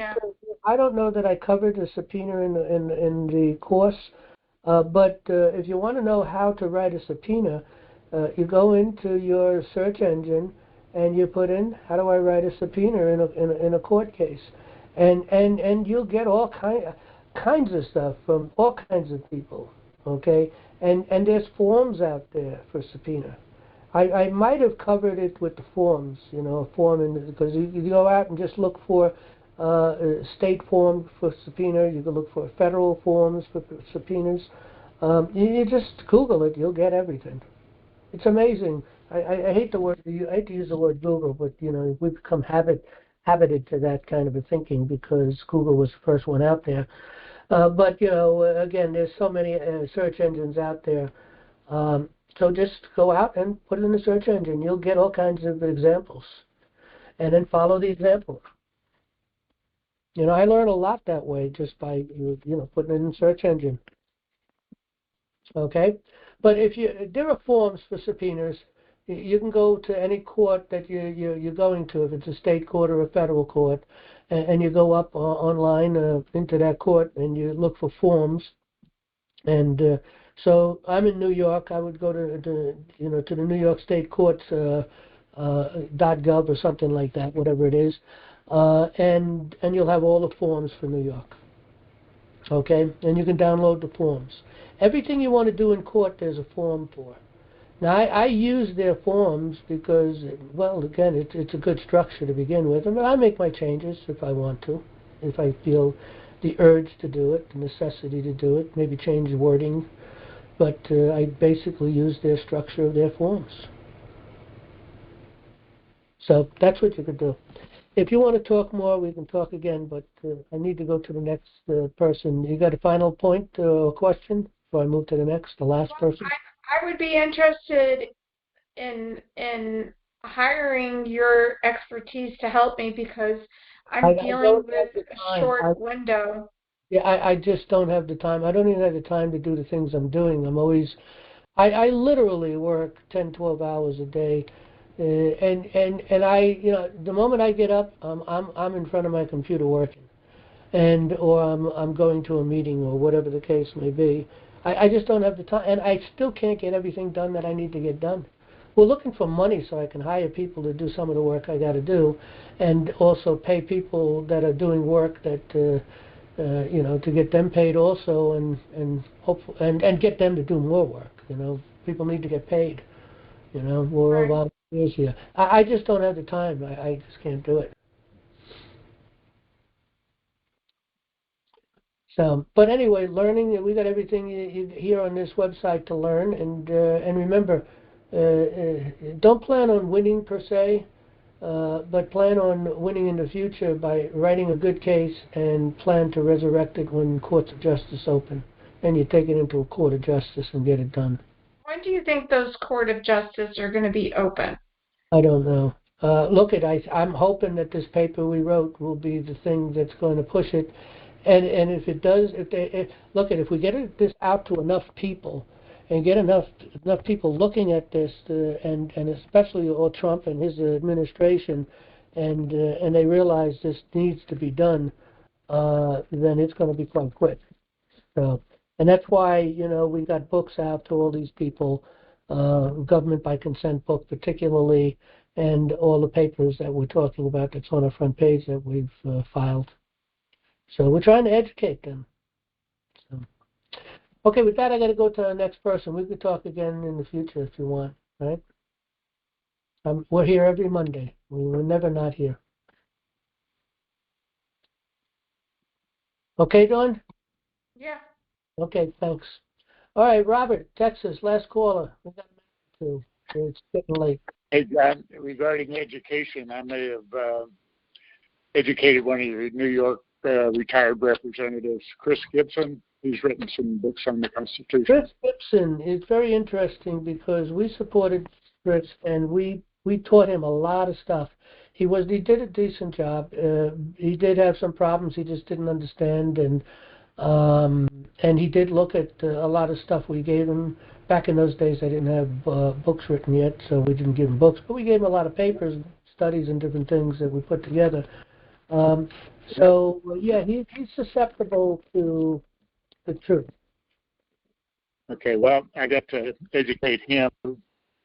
And also John Cornyn, I think, who's next in line to McConnell for taking over the Senate leadership. Mm-hmm. And then also our representative, Nathaniel Moran. And let's see, there was one other person. Anyway, it's just God's been good to me, I'll tell you.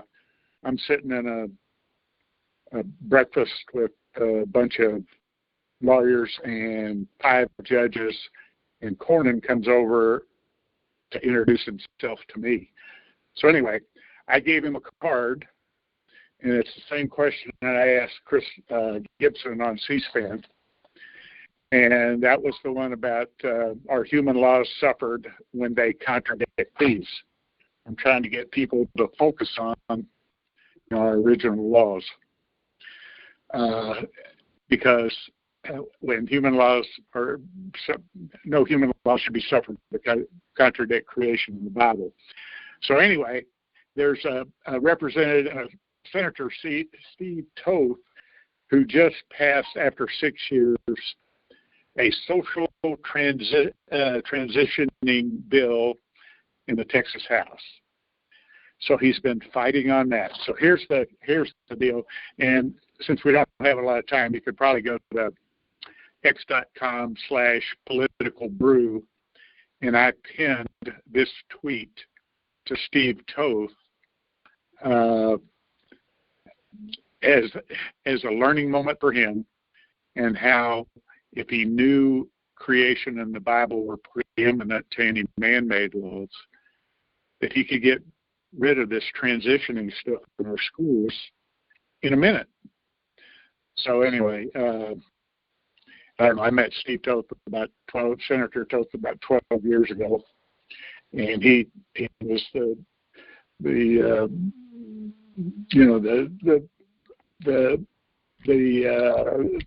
famous person at the table I sponsored when Ted Cruz first ran for office.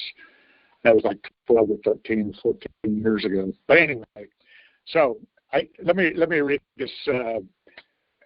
Steve Toth, he says, his tweet, no state, Florida included, has put an end to social transitioning of school children. Texas is the first. And then, so my response to that, and then I also appended a bunch of senators and Ted Cruz and Charlie Kirk. Well, these guys are following me anyway, so hopefully somebody will get it. It says, I've been so engrossed with first laws, in parentheses, Declaration and the Constitution, the law books used to write them, Blackstone's commentaries and Tucker's Black's Fourth Dictionary, and the 2024 GOP platform principles, that I've lost facility with words of modern man. And then I go,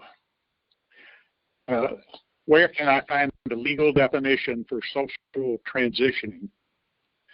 The laws that determine transitioning's illegality. Preferably start with the two laws of 1776, then 1787 and 1789, and finally SCOTUS decisions and statutes. Our founders most quoted Blackstone with, "No human law should be suffered to contradict these laws of nature and laws of nature's God." Could these laws have been used to get rid of social transitioning? So anyway, this really does seem like a gift of God, because it gives me an easy opportunity to reach out to these guys.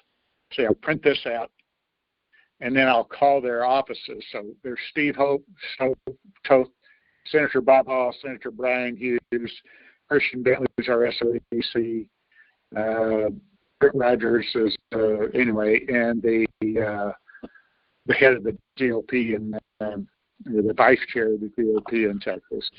So anyway, I think these guys are beating around the bush trying to play by their laws when we forget the laws that our founders fought with, and we can too.